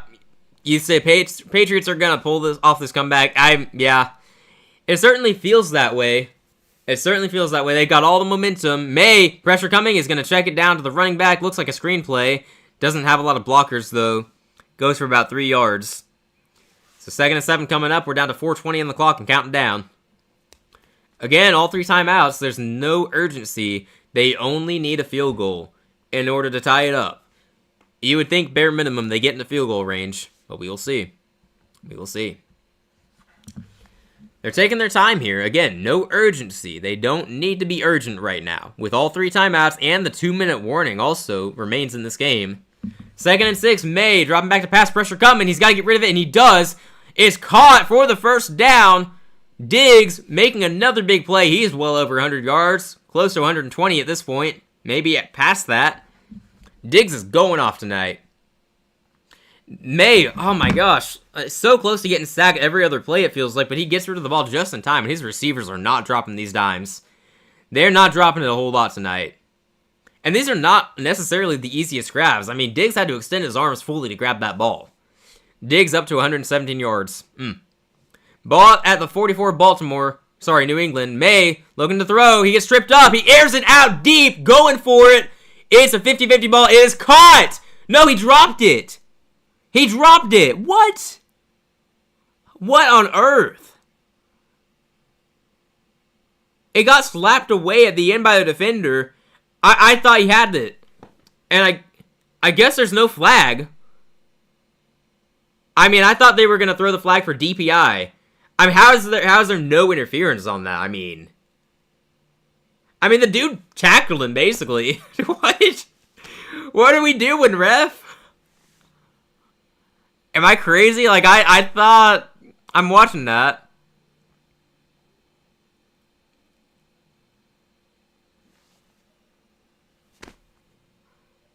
Egregious no call. That was DPI. No, yeah, I mean, he tackled him. The announcers are saying it too. He tackled him. How do you not call pass interference? I mean, I thought for sure the flag was coming out. And I'm surprised he didn't hold on to the ball. Like, that would have been a heck of a catch if he did. It looked like he was going to keep control, but it just popped out at the end. Got smacked out. Yeah, they should have called that.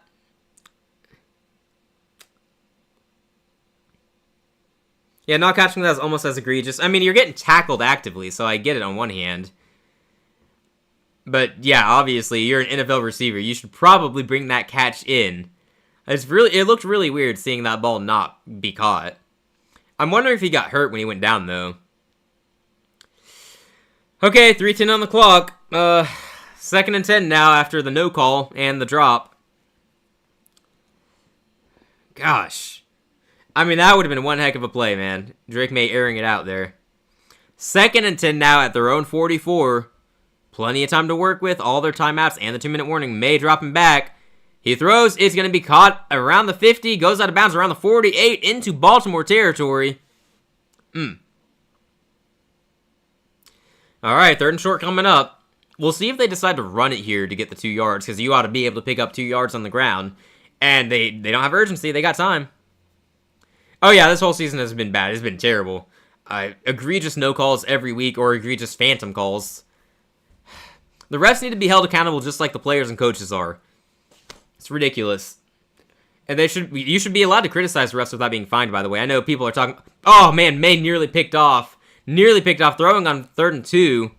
4th and 2 now. Surely you're going for it. My gosh. Yeah. I don't think you should be fined for criticizing the refs. I mean, we're allowed to criticize players. If the refs are being able to make calls and no calls that directly affect the game, they should be held accountable. I know Puka Nacua is probably going to get fined a ton for his tweet after that game the other night. In that case, I didn't see the game, so I don't know if the refs were that bad or not. Daniel would have to tell me, but I think the refs have got to be held accountable, though. May on 4th and 2, it is caught! Diggs on the sideline, makes it to the 26-yard line. 1st down, New England. That was close, man. For a second, I thought that was getting picked. May got it in there just in time. May to Diggs, an electric combination tonight. They are going off. My goodness. You see that replay? No, that was just clean. The angle I had, I thought that was close to getting picked. It looks like Humphrey went for it, but he didn't have a choice at that point. He was beat. Diggs beat him. Okay, Diggs up to 138. Ball at the Baltimore 27. They're going for the win on this drive. May... looking to throw, flush out of the pocket, or was, but he threw. It is caught at the 22. Mac Hollins, another catch in this game, going off just like we all expected. Of course, it's the Mac Hollins game. Good grief. Yeah, and of course, everyone on Twitter is agreeing. Like, how is that not pass interference? He's getting tackled. That's what everyone's saying, so it's wild. Accountability, consequences, and full time. Agreed. That's one argument people have against accountability is it's not full time. You know, it's don't be too hard on them. They're willing to do this. Okay, then make it full time. It's ridiculous that they're allowed to affect the game like this. Ramondre Stevenson, big run inside the 10, the 5, touchdown New England. The Patriots take the lead, but a lot of time left on the clock. Ramondre Stevenson, big touchdown run. New England is up. Big question, though. Did they score too soon? Because we know the Baltimore offense has been moving. 2:07 on the clock. Baltimore, all 3 timeouts and the 2-minute warning to work with, potentially. Good grief.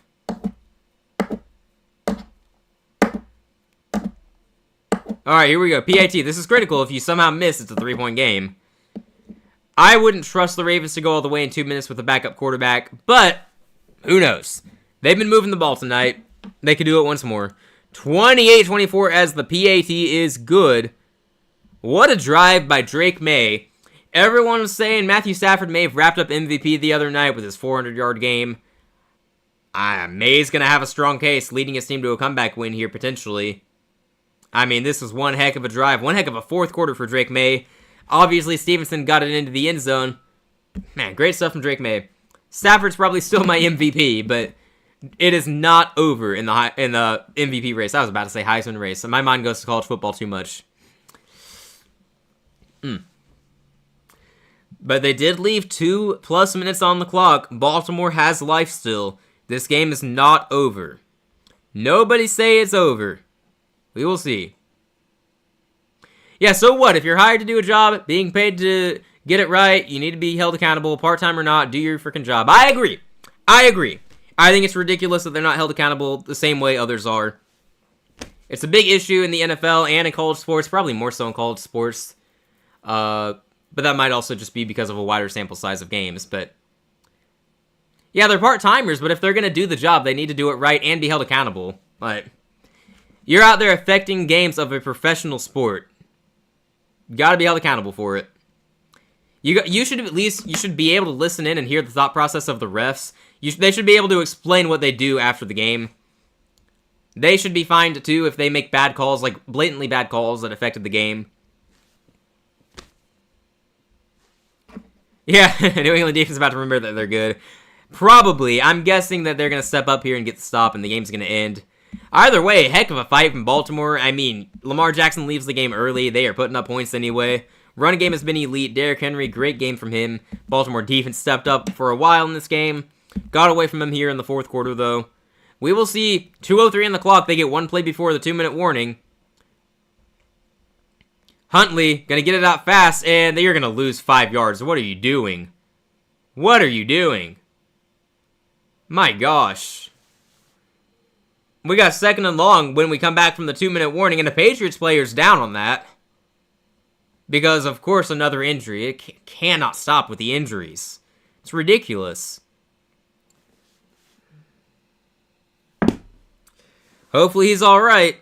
We're leaving the game right now, though, for the 2-minute warning. Yeah, terrible start to the drive for Baltimore. You're throwing it behind the line of scrimmage, and you get hit. And you're in shotgun formation, too, so you lose 5 yards. I think it was 5 yards lost. You might have gotten one back at the end. I would have run the ball there. That's your last chance to run the ball without killing the time.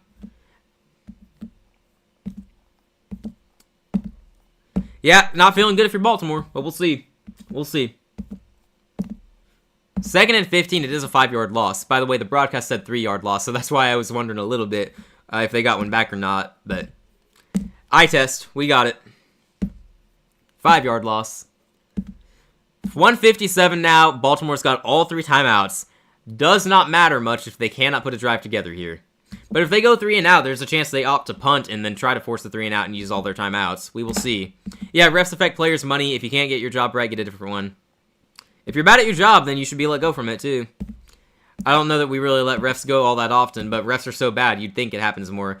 Huntley's got plenty of time. He throws. It's to Flowers in the middle of the field. He gets a... Oh, he fumbled! Oh, my gosh. Flowers lost the ball. New England's got it. The Patriots take over inside the Baltimore 40.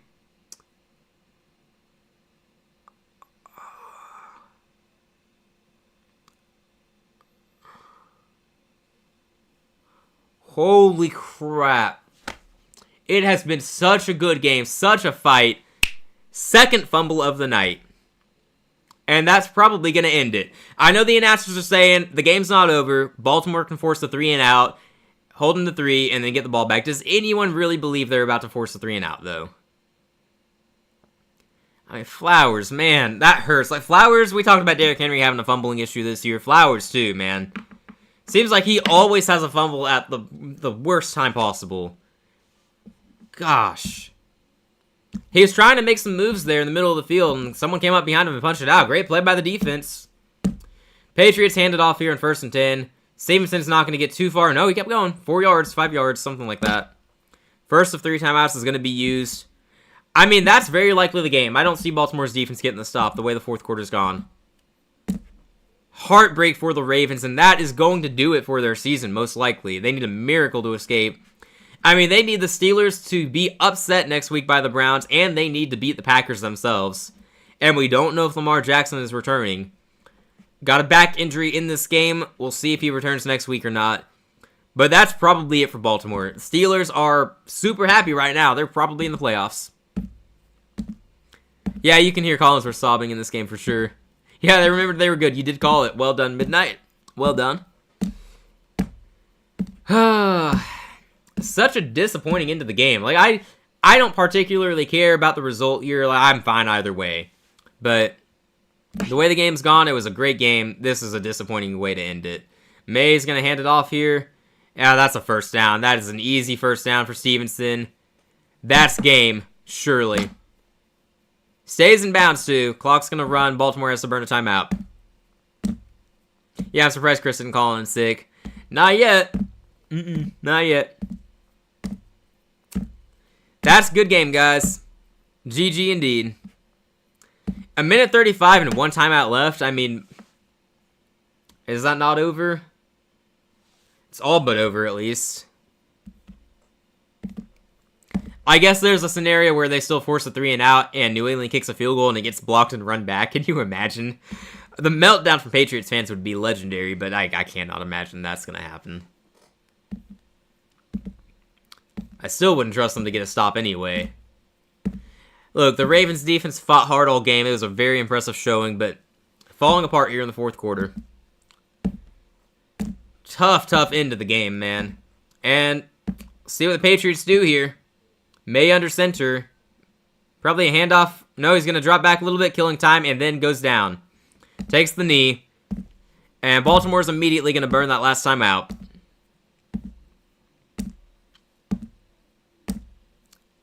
And you know Vrabel's good with clock management, so... Yeah, May took about 5 yards back and then went down.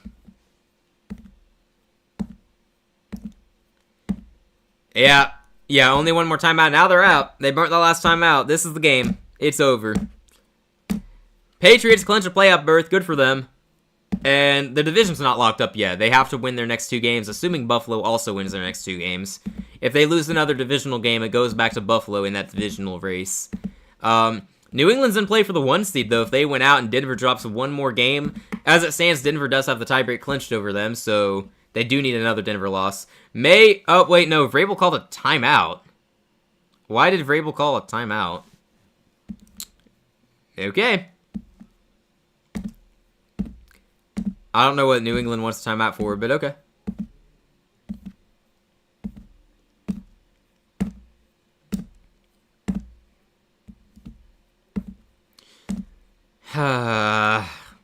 Look, overall, this was a great game. The injuries sucked, and we hated it every step of the way. It definitely had us a bit sad during the broadcast. Just so many injuries left and right. It was ridiculous. It was a great game, back and forth, hard fought. In the end, it's a fourth quarter comeback for New England and Drake May. This is something that'll serve him well in the playoffs. I mean, there was some discussion this past week about Drake May not being able to help his team come back in the fourth quarter. He's lost multiple games like that, and maybe it comes back to bite him in the playoffs, but now he's got a double-digit comeback win in the fourth quarter here. Part of that is playing Baltimore, and Drake May keeps this himself, and he's running it for the first down, slides down inside the 10.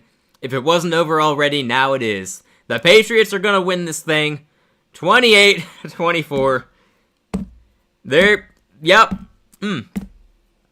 You would think they're still the team to beat in the AFC. Still the team to beat. MVP chance for Drake May, it sounds like. Tough stuff for the Ravens, man. You got to feel for him with all the injuries. Lamar Jackson leaving this game, brutal. And they still had a chance, but look, the fumble early in the game by Derrick Henry in Patriots territory, that hurt him deep. And then the fumble at the end by Zay Flowers. I mean, that's just game. Unbelievable. Great win for New England. They're in the playoffs now, one way or another. Baltimore is all but cooked.